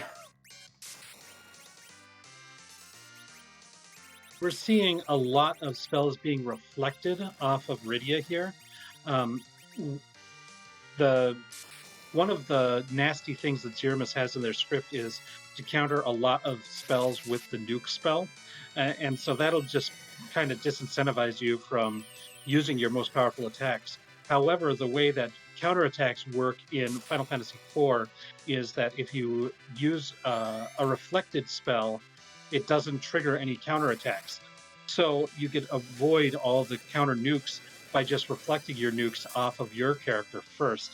And so you get all the advantages of how much damage that it deals, as you see a nuke dealing 7,500 damage to Zeromus without having to worry about healing up after all these counter nukes that come out. So um, this what makes this sort of style of Zeromus fight what we call a hybrid strategy, where Kane and Edge are berserked up and just fighting and doing a lot of damage with that, whereas Rydia nukes and Rosa kind of alternating. If it has the time, we'll use whites, but if necessary, we'll go ahead and cure four.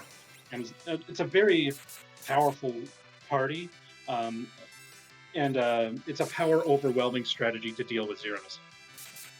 Yeah, and that's the unfortunate fact of white mages versus black mages. Nuke is the fastest, one of the fastest spellcast times in the game. It's like basically an instant spellcast, kind of like Cure 4 in that way. Like, have you ever noticed Cure 3 is way slower than Cure 4 in this game?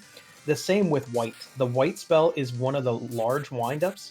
So in order to like get the timing right, for white, it's way harder than with Nuke. Same thing like Medio with Tella earlier. You saw how long it was to charge it up.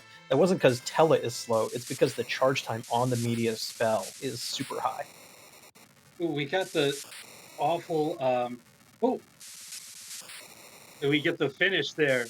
No flash, but Zeromus is fading down, and Leonhart has won this race in official time.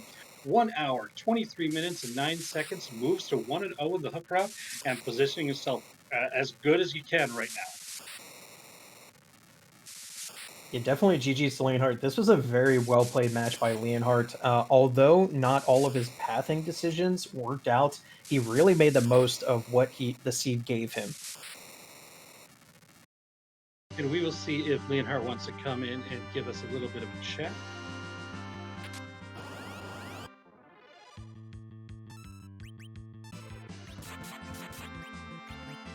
I believe now we are joined by Commander Leonhart. Leonhart, GG on your win today. Thank you. Thank you very much. I'd like to thank the Ninja shirt and the white shirt for squeezing me through that big bang into media. Much appreciated. Yeah, that was a little bit of a nail biter right at the end.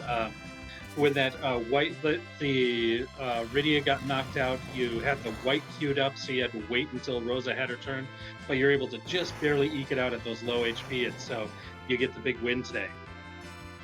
Yeah, feels good, definitely. So what do you think, like at the very beginning of the race, you got Cecil Kane and that Earth Crystal start, and you booked right over to that treasury. Is that kind of your thought of what you like to do when you get the Earth Crystal, or were there other factors that led you to that decision? And then what did you think of once you looted the treasury? It's almost always going to be an initial move for me with an Earth Treasury start, with an Earth Crystal start. In this case, starting with that lovely vanilla combo of Cecil and Kane, I'm like, I wanted to know if I had weapons for them so that I knew whether I should be keeping them or whether I should maybe let them go. The white spear that I found in there told me that Kane wasn't going anywhere. Now, we did notice you dropped Cecil fairly early. No! Your opponent Vampstar did not, so I can assume by that exclamation when you saw the crystal sword, you were kind of feeling a little bit of remorse, huh? Oh, so much. Oh, I love my paladin. I love power couple so much, but everyone else, by the time I checked Damsian, everyone else had too many things going for them. I had good stuff for Edge already. I had my Anchor and Tella. I had Rosa, and I had just picked up something for Rydia. I think it was probably the Artie Bow, but something said Rydia can stay, and it was just too much. And then I got down to Feymarch, and the whole time I'm running through the race, I'm having visions of my opponent absolutely shredding the seed with a Crystal Sword Cecil. Yeah, so believe it or not, Vampstar never actually checked Feymarch, never got the Crystal Sword. He did have Excals, though. Multiple. Okay. But, you know, it quickly turned to 10 Bacchuses. I can't complain too much. Yeah, it did give a bunch of money to your economy there, so that's pretty good too. So now you've moved to 1-0 in this hook route, positioning yourself as well as you can right now. But that means that in the next round, you're going to be facing off against somebody else who won in the first round of the hook. What are your thoughts right now as you stand in this event? Glad to have a win. um, it was there were several rough groups in the first stage. Mine was no exception. I went up against Penguinator and Baka Shinobi and Born Soren, and they all got the better of me. So it's nice to have my first tournament win. Yeah, as you said, it's only going to go uphill from here. Next person will be someone that took down a match in the hook route. So hopefully I can get that win as well and at least be guaranteed the big play-in race and still have a shot at the little one. I guess my question is, in this, now that you know kind of where you're positioning yourself in this, does it make you think that you're more apt to take more gambles, or you think it's better to play it safe in these races with so much on the line here in the hook round?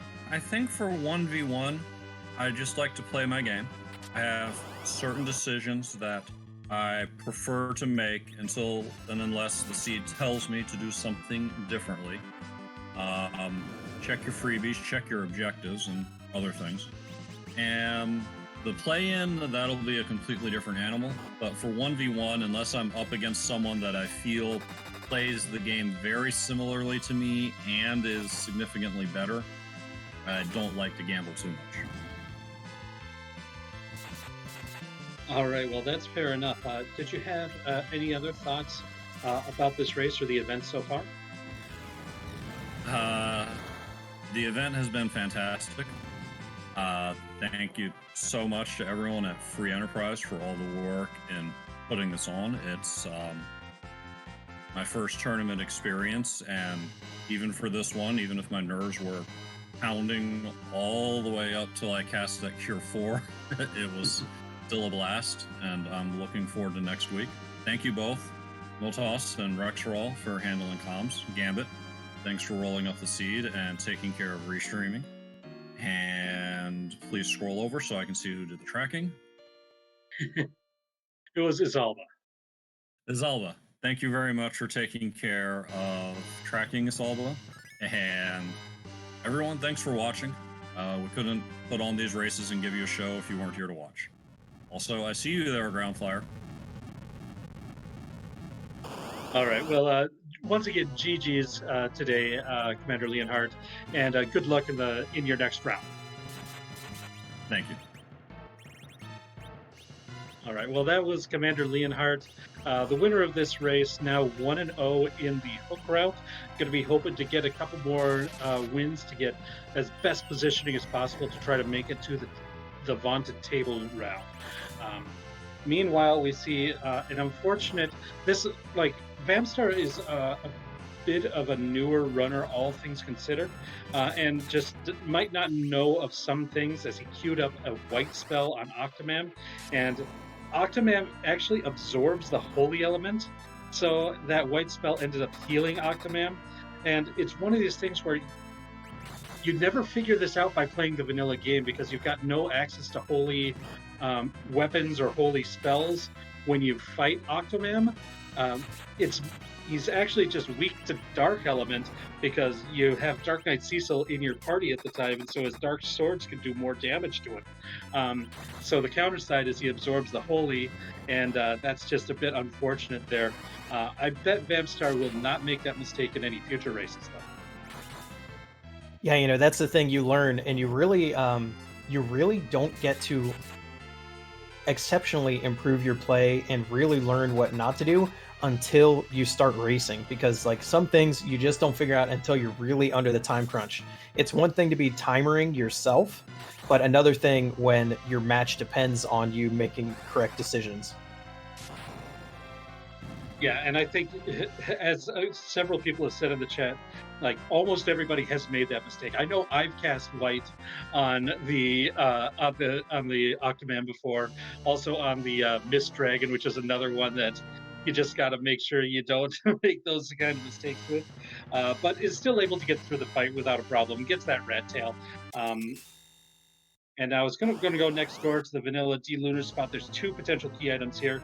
A very high HP boss spot, though. And we've got some leg.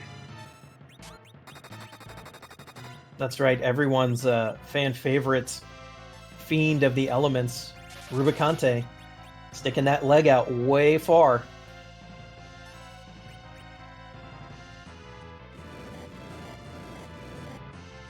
If you were lucky enough to have something like a blizzard spear or an ice brand in your inventory, or even an ice claw for edge, they're very very good ways to deal with Rubicant. Ice 3, if you can time it like Vampstar did right there, is fantastic. The problem is once he closes his Cape of Flame, or whatever he calls it, he absorbs ice at that point. So if you get the timing off on it, and he closes that cloak before the ice spell goes off, then you're not going to have a good day. But by waiting until exactly when he opens it to charge up, it should give enough time to get the spell off. Yeah, and this is actually another situation where if you're not 100% on all the boss information, let's say you meet the elements fight somewhere in the world. First form's Mylon. Mylon's weak to fire and holy, so you queue up some fire and holy attacks. Suddenly, he switches forms to Rubicante, who absorbs both fire and holy. It can be a little rude if you're not if you don't know the HP totals, you don't know how much HP is at each boss spot, and you don't know which forms of which bosses absorb what things. Yeah, and here we see the timing just wasn't right, and that Ice 3 heals for over 2,000 points of damage. Now, that's pretty insignificant. The absorption is a lot less than the damage that's dealt when the Ice 3 hits. We saw the Ice 3 hit for like 7,700 damage, whereas it only healed for like 2,300. So it's still a net gain so far, but the charge time on the level 3 elemental spells is a bit longer than you kind of like them to be in a lot of situations. The way that you can kind of avoid that, if you don't want to think about it, is to just alternate to using Virus, Quake, or Nuke if you've got access to them, as they're non-elemental and won't be absorbed no matter what. Yeah, and we should be able to see in Commander Leonhart's spoiler log, we saw that the tower key is here. So I'm beginning to wonder, Vampstar's running out of boss spots. He really only has the altar that's down in the actual crystal room, and this could send him finally back to do that check. He does pause for a second. He also got the pink tail, which is a big one, so he might continue. Yeah, well, he's thinking about it. Might be going back to do a heal and save here. Might be hoping to find that hook. I don't know if you were seeing the spoiler log, if you saw where the hook was. Yeah, the hook was actually behind Sheila 2. Oh, okay. So that was a huge... If we had actually needed the hook in the seed, that is a really buried hook. It's really making Objective 4 very, very spicy this round.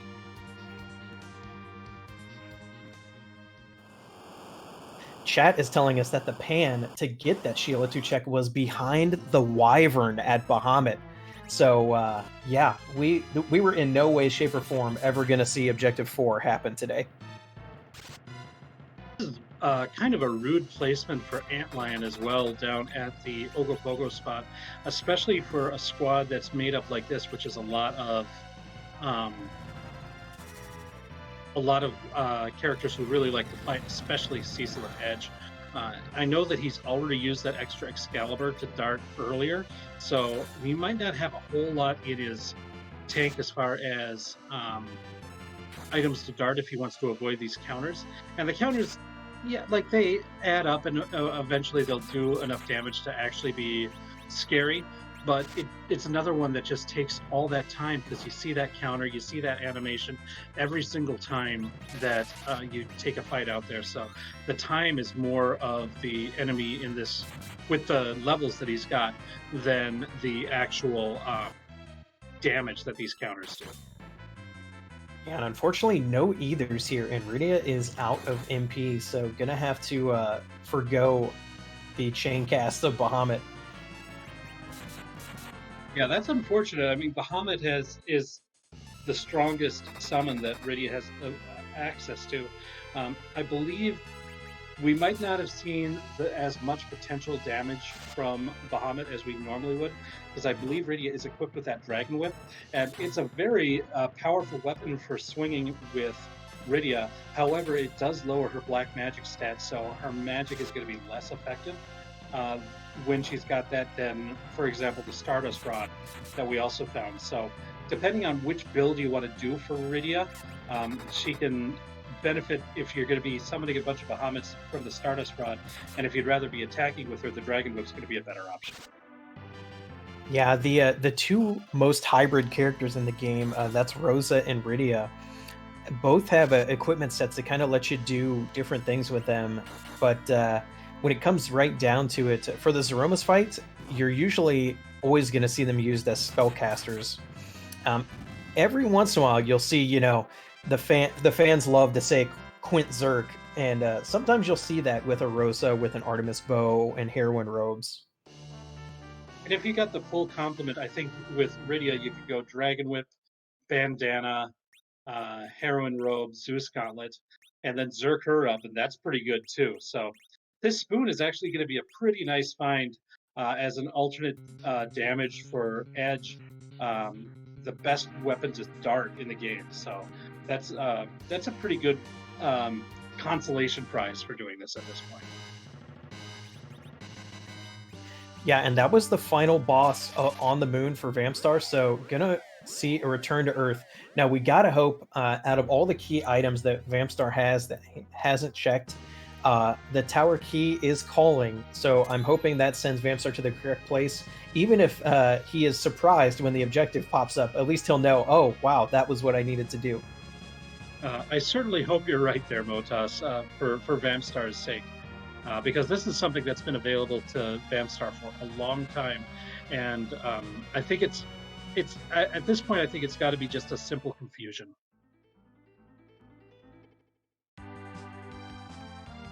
Yeah, and the good part about this is Vampstar has a ton of experience on his party, so the Zeromus fight should go pretty swimmingly once he gets there.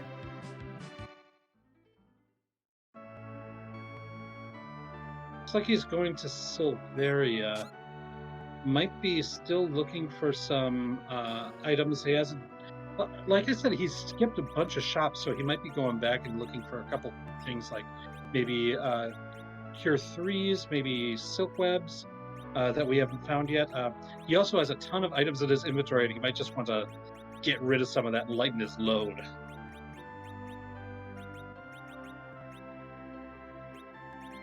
We do see an Avenger Sword for Vampstar. That's going to be good. Can switch that out onto your Cecil so that your Cecil will, as long as you don't use any inputs after you put that Avenger Sword on, your Cecil will be attacking with the attack power of the Excalibur while berserked using Avenger. And it means you can be berserked even with the crystal armor on. That's pretty nice. And even bonus, you do not get unberserked by the attack of Zeromus that like removes your status effects. Black hole. And also you can then turn around and dart that Excalibur that you removed from Cecil with Edge. So there's a lot of bonuses there to having the Avenger Sword in this exact situation. Yeah, that might be a bonus.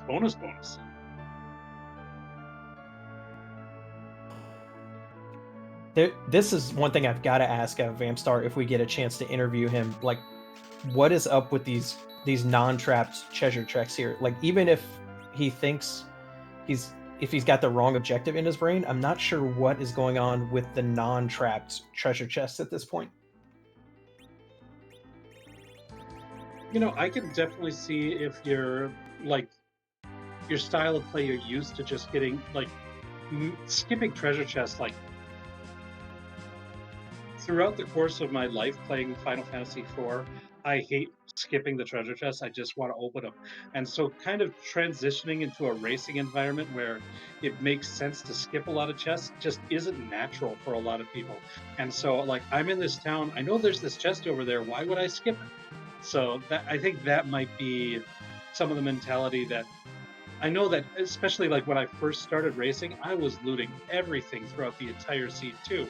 So I think Vampstar might be in that similar sort of mindset. Yeah, it's kind of weird because if he had ignored all those trap chests in the lunar subterranean, he actually could have gotten this tower key very quickly, which would have led him here. But we see he is checking the cannon room. We'll see if he goes up to the top. I can't imagine why he wouldn't, since he's already here. I certainly hope so. If he goes for the Penguinator special of the half tower, then that's going to be a bit unfortunate because he's going to be going down every single rabbit hole if he decides to do that. We do see Kinazo making an appearance in the seed at basically the spot you would love to see Kinazo in the most.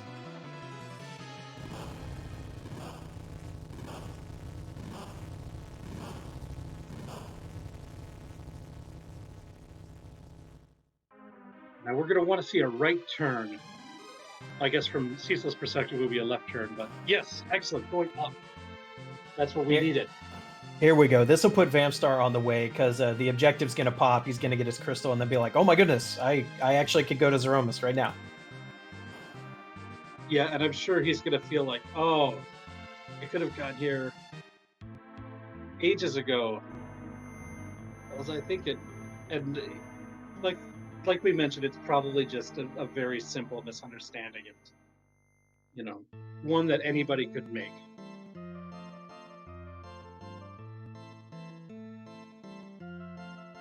Yeah, it does make me think perhaps he thought the trap chest flag was on just because of how much he checked them in Lunar Subterranean and Sylph Cave. We thought it was for EXP at the time, but it could have been that he just had the flag set a little wrong. And that's another thing. Like, if you've been playing Free Enterprise for a while, and you're used to playing a certain flag set, like that's kind of your bread and butter, how I enjoy to play it, and then suddenly you're thrown into an event like this, and the flag set is much different than what you normally play. Adjusting your play style to fit the flag set is a pretty, it's a nuanced move. It's not something that's really natural because it's basically the same game, but in some senses, different flag sets are almost different games entirely. What's going to be something that's a really good play in one flag set might be completely off in another. And so it's not something that's very easy and very natural to do. Right, and we can see Vampstar is displaying like a good amount of skill at actually playing the game here, because even though Vampstar has literally cleared all of the checks that he can do right now, plus all of the boss spots in the Lunar Subterranean, he's still not at the 2-hour mark. So this is pretty good play. Like, despite the fact that he's messed up the objectives or the flag set, the actual execution of his seed has been very good. That's a really good point. It really has been. Hour 45, he's got all these levels on his characters. Riddy is at almost 1900 HP, which is crazy good. So he's in very good shape at this point. He gets his crystal. He's in go mode. Now just needs to make the walk to Zeromus, and he should be ready to go.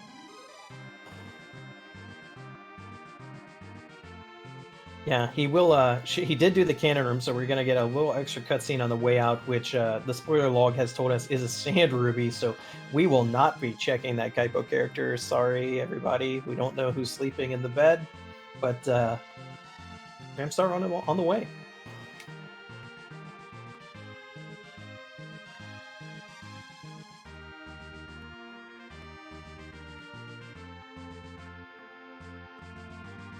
Yeah, and just to say, like, it's we might sound critical of some of the choices that Vampstar had made, but as you mentioned, he's been playing really well, and I don't know how many times he's been under the cameras as well. Like that can always affect your nerves.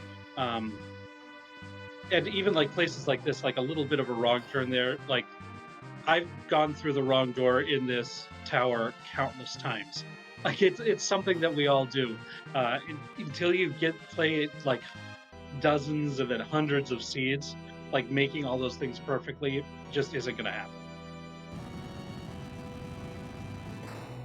Yeah, and since we are on a guest channel here with RPG Limit Break, I do want to mention for some of the 480 something people who are watching right now who may not be fully plugged into the free enterprise community, you can play this game. You can play it all sorts of ways. You don't have to use the flags we're using for this tournament.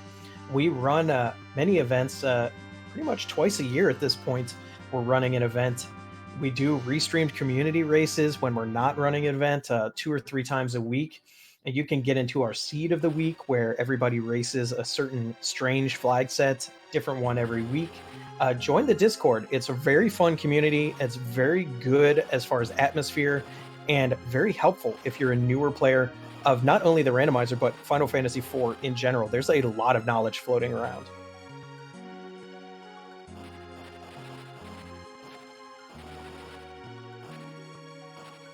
Vampstar now going to the Feymarch instead of heading straight to the moon is going to be rewarded with that crystal sword. Yeah, I don't know what's going on right now. I'm at a loss.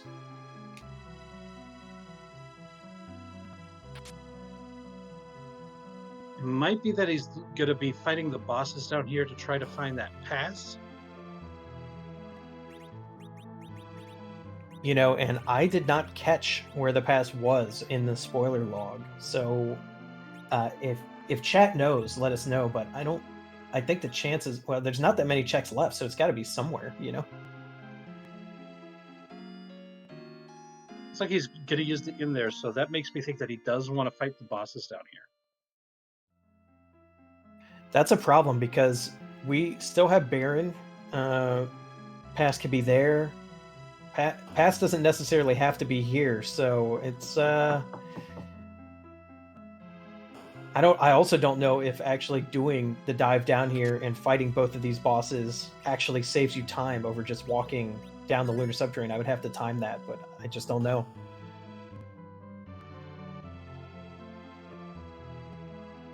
It also might be a thing where, depending on how many seeds you play, if you think of the way to get to Zeromus is the pass, you might not even be thinking about the vanilla path.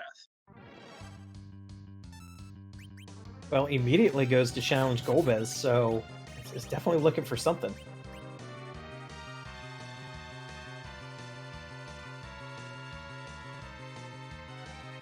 And you can just see how overpowered Vampstar. This is the power of fighting all of the moon bosses, even without 10 key items. I mean, 4,000 hit points on Cecil, 3,700 hit points on Kain, 2,800 on Rosa. So, and this is where you can also see how far behind the rest of the party Rydia's HP growth is, because they're all at the pretty high levels, and Rydia still isn't safe from a full power Big Bang. And we have the advantage of those heroine robes. We've got no hold being on Rosa or Rydia. Unfortunately, Rydia still gets hit by the Shadow Dragon, but we get 3 characters alive instead of 2. And here comes the white. I think it might be a little early. Does still hit the quad 9, so nicely done there.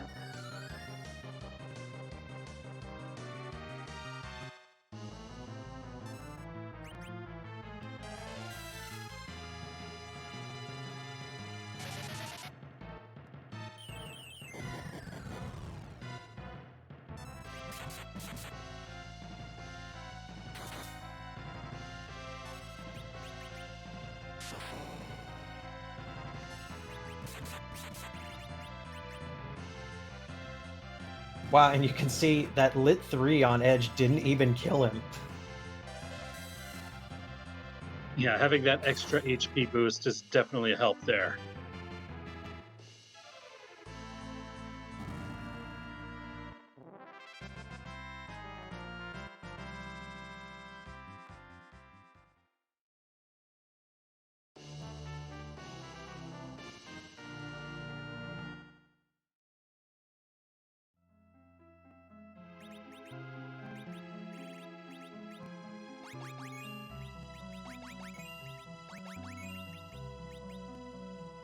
Risa asking in chat, anyone know if there's speedrun communities for stuff like Live Alive? Oh, there are some people in the chat right now who could tell you about that game and speedrunning it too. I believe Powexel, who helps run the RPG Limit Break channel, has ran Live Alive either casually or speedrunning. Scala Kitty, who has designed a lot of the features of Free Enterprise as far as the Z sprites go, also has played that game, I know for sure. So basically, if you can find people playing the game, there's definitely a speedrunning community for it somewhere. And like almost all of the RPGs that get speedrun, you'll find at some point in time on RPG Limit Break. So you're at the right channel for that.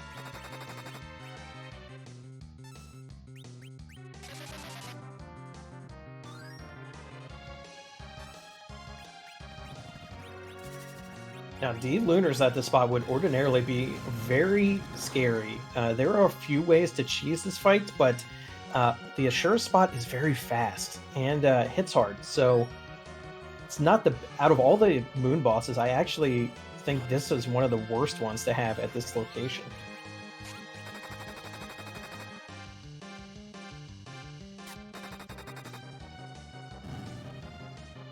This is one of those fights where having those non-fight command ways of dealing damage, like the darts, like the aim, like the jump, is pretty nice so that you don't...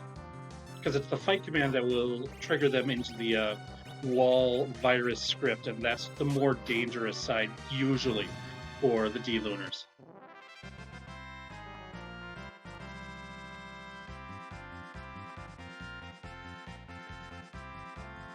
Yeah, when Vamp gets to the Zeromus fight, it's going to be an absolute rout. Oh, and he does get paid off with the pass there. So there we go.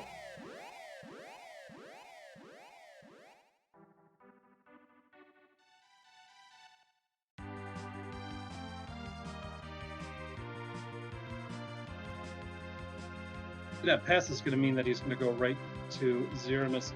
The thing I fear is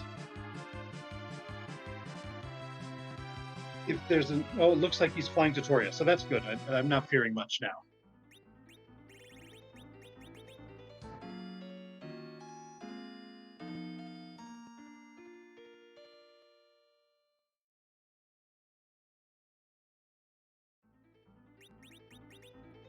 Cabining up here, that's actually not necessary. You do get a free full hero heal before the Zeromus battle. We can see, Cursed Ring on the Cecil. That's an attempt to try to get his agility to a more advantageous position. But we did not see Vampstar actually check what agility his Cecil is. So depending on what his actual agility level is, that Cursed Ring could either harm or help.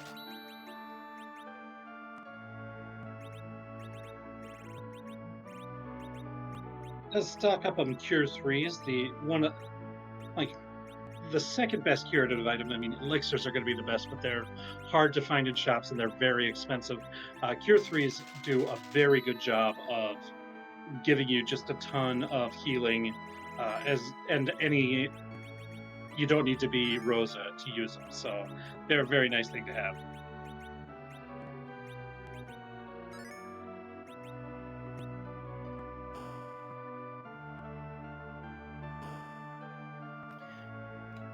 And we can see here, basically, once again, Rydia, the only character who cannot survive a full power Big Bang. That's a high roller.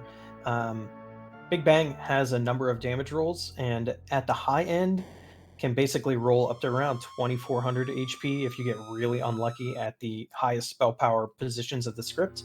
Otherwise, you can get lucky and get like 1600, 1700. That's what we're usually trying to hope for.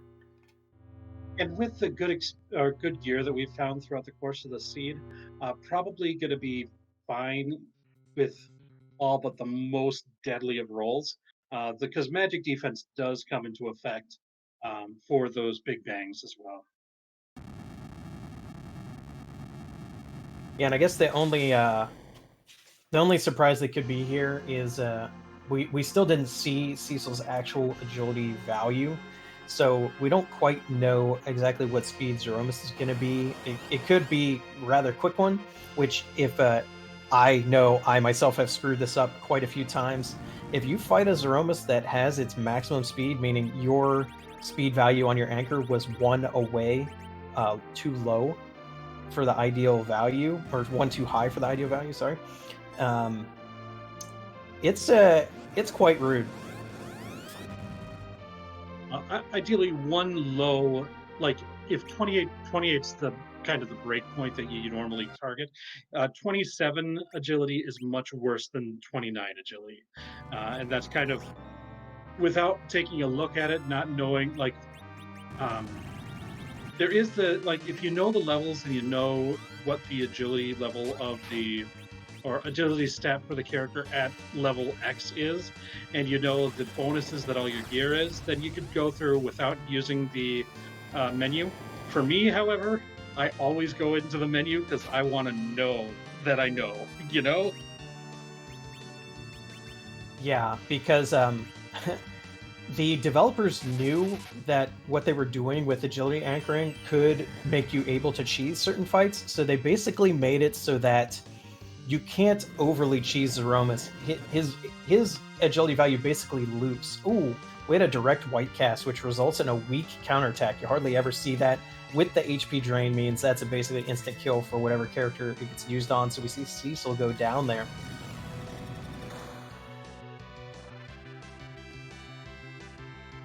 Yeah, Vampstar got to learn about another counterattack here. Summoning on Zeromus also results in nuke counterattacks.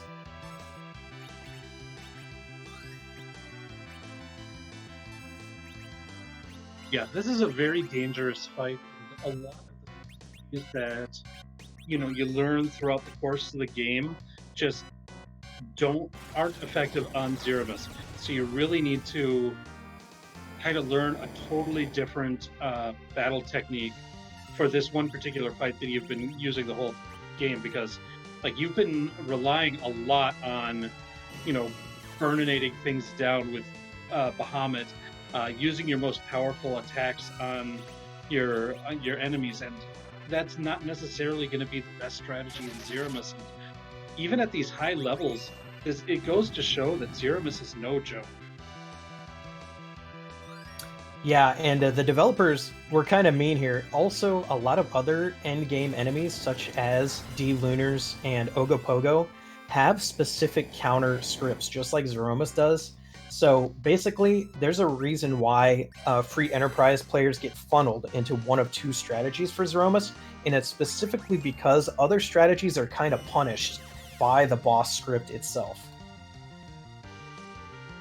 Yeah, without a doubt. And it's, in one sense, it's kind of like a learning experience, because it's like it kind of makes you open up your eyes as to the other avenues of attack that you have for all these fights, because a lot of times once Rydia gets re-entered into your party and she's got access to these really powerful summons, at first like Titan, and then as you defeat more bosses you get access to Leviathan and Bahamut, and these are just such really strong attacks that hit all the enemies, and it's something that you can easily spam throughout most of the seed. And then suddenly you get to the moon and you get to Pale Dim and you cast a summon and they counter with Quake, and you're like, oh my goodness, what have I done? And what else can I do? What else do I have available to me? And it's a really it's kind of rude because it's right at the end of the game, but it does kind of show, and for future plays through the game, like, oh, I've got access to these other things that I can do, and it kind of gives you a sense of exploration and an appreciation for all the different things that are put into the game. Yeah, we can see Vampstar did take a wipe there, but is now kind of preparing a little bit differently, and I'm guessing we'll avoid some of those attacks this second time.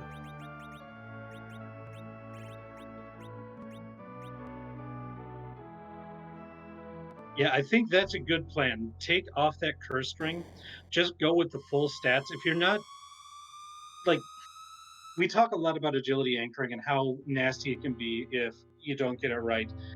The counter to that is if you've got a very high level Cecil and he's got a crystal sword, and especially one that you can change into an Avenger at a later time, you don't need to worry about agility anchoring so much because Cecil is just that dang powerful. Yeah, there are certain ways of thinking about this. A lot of players consider Cecil as an agility anchor to be a pure liability, but when he's got a crystal sword, that changes the game.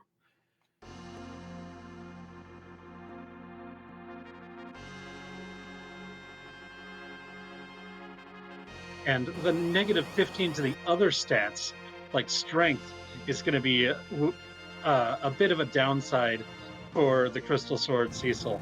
Doesn't have to worry about that this time around. So here we are back in the Zeromus fight. Hopefully everything's going to go a lot smoother this time around.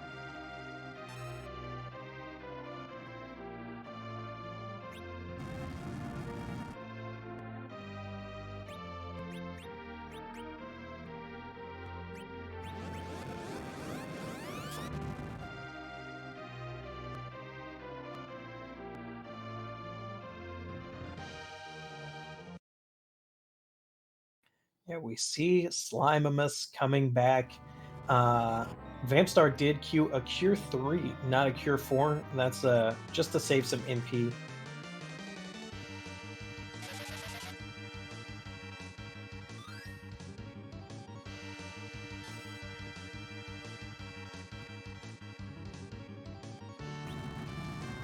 And we're back into the fight proper.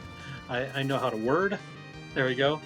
It does look like he's not using the Avenger Sword. He's just swinging with Crystal Sword Cecil. And that's probably good too. That way, if necessary, he can switch to using a Cure 3 if necessary. Yeah, and we see that virus counter very largely seen. That's Zeromus' only counter that hits the whole party. So that can be kind of dangerous if you get your timing wrong and get that counter after a Big Bang rather than beforehand.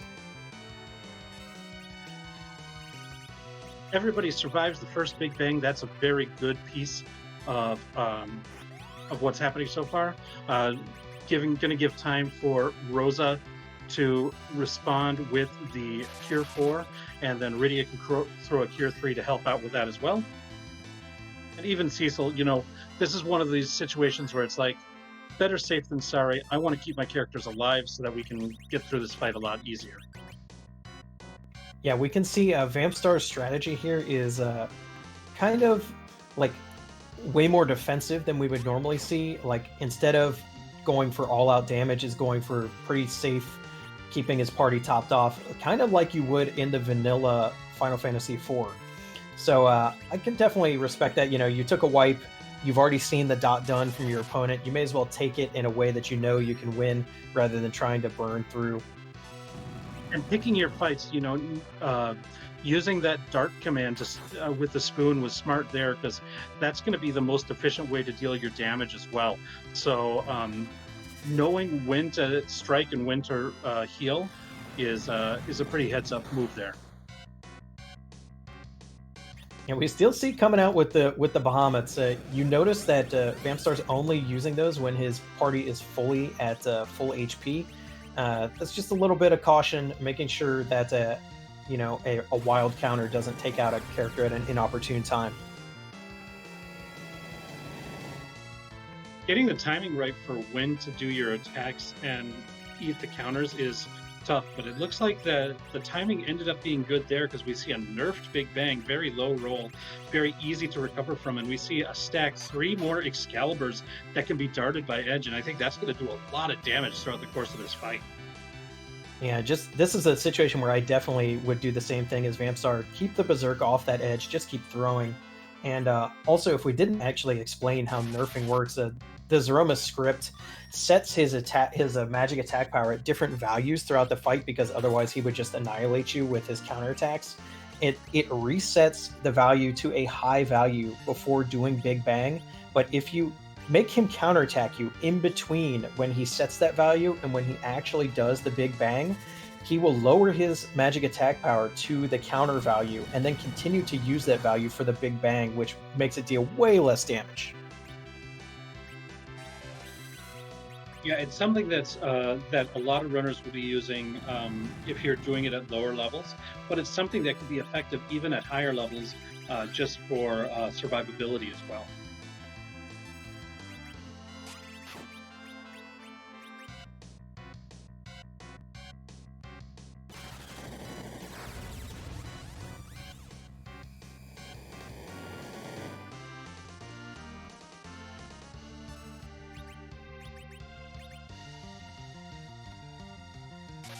Iridia finally catches a bad attack, but no worries. So we can finish the fight perfectly fine without her, or we can get her up with a life too.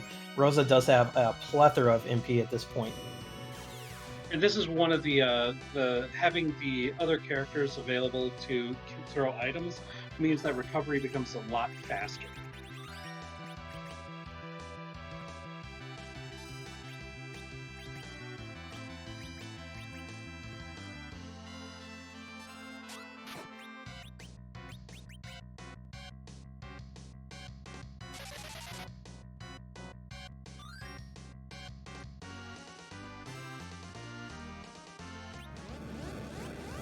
Rosa switching to a Cure 3 for a minute there because Cure 4 is so much better than Cure 3 in all respects except it costs more than twice the MT as Cure 3.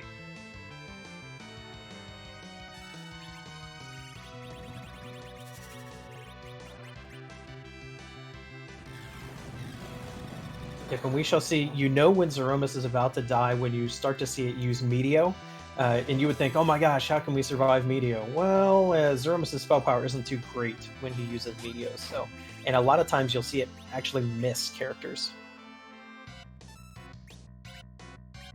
Yeah, it's one of the things that doesn't really fit the lore of the game very well, because Meteo is supposed to be this, like, epic, all-powerful spell that's, like, fabled and kills somebody if you use it. And everything like that, like it's a very scary spell in the lore of the game. And then Zeromus, as his final attack, the rocks fall, and you're like, "Oh, I am definitely dead." Wait, what? 900 damage? What's going on here? Yeah, the only time it's really a threat is if you've managed to push Zeromus past the HP threshold into that right before or after he does a Big Bang. So you get hit with a Big Bang, and then you get hit with a full party Meteo.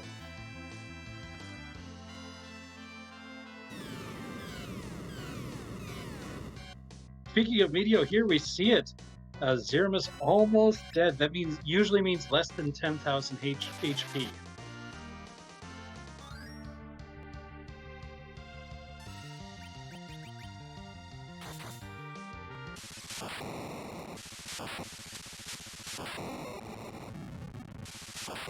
And there's the flash. Vampstar has finished in second place.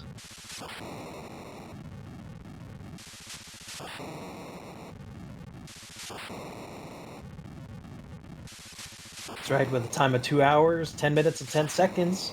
Vampstar's done with the first match of this stage of the tournament, and we'll be moving on. Unknown opponents as of yet for the next match, but we will know after everyone else finishes their first round matches here. And we are joined now by Vampstar. Vampstar, there's one question I want to ask. First off, how did you feel when you got objective 3 complete when you did the top of tower? Oh man, I thought I needed the key the whole time. That was a real bummer for me. But this suit was just a lot of fun though. Yeah, you know, I gotta say, your play in the first half of the match was really good. You were hitting home runs everywhere. You were actually pretty much neck and neck with Leonhart. And after you got all your objectives complete, we saw you looting a little bit more. What was that? What was going on there? You know, I was just looking for a few more defensive items for some of my party members because I was kind of going for a tank and spank kind of strat. I felt like I didn't have nuke, and I kind of needed to go for physical attacks more than magical. Cool, So cool. Well- We gotta say your party power was crazy since you did complete every moon boss and show us what was up there in the lunar subterrane. I guess still no hook though. So unfortunate that you couldn't get objective 4.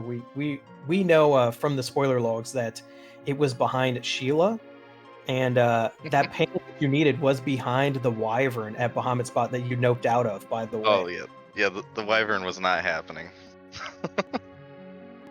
Yeah, I couldn't blame you for not going back to that one after that nasty mega nuke there. But I think through a lot of the seed, like you went through a big portion of this seed,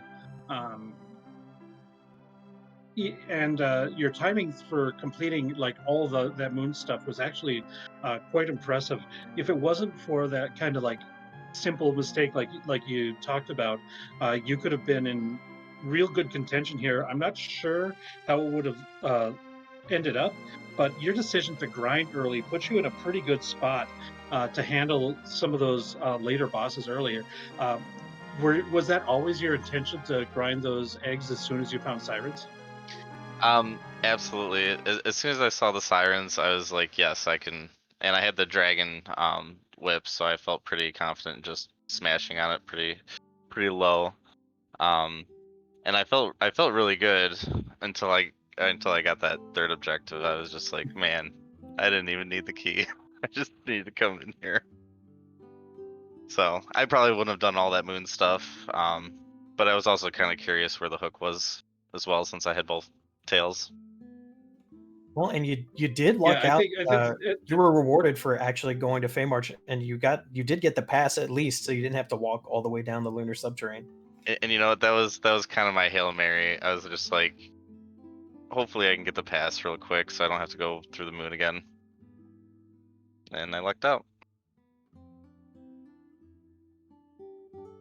Well, I want to thank you for letting us watch your race today.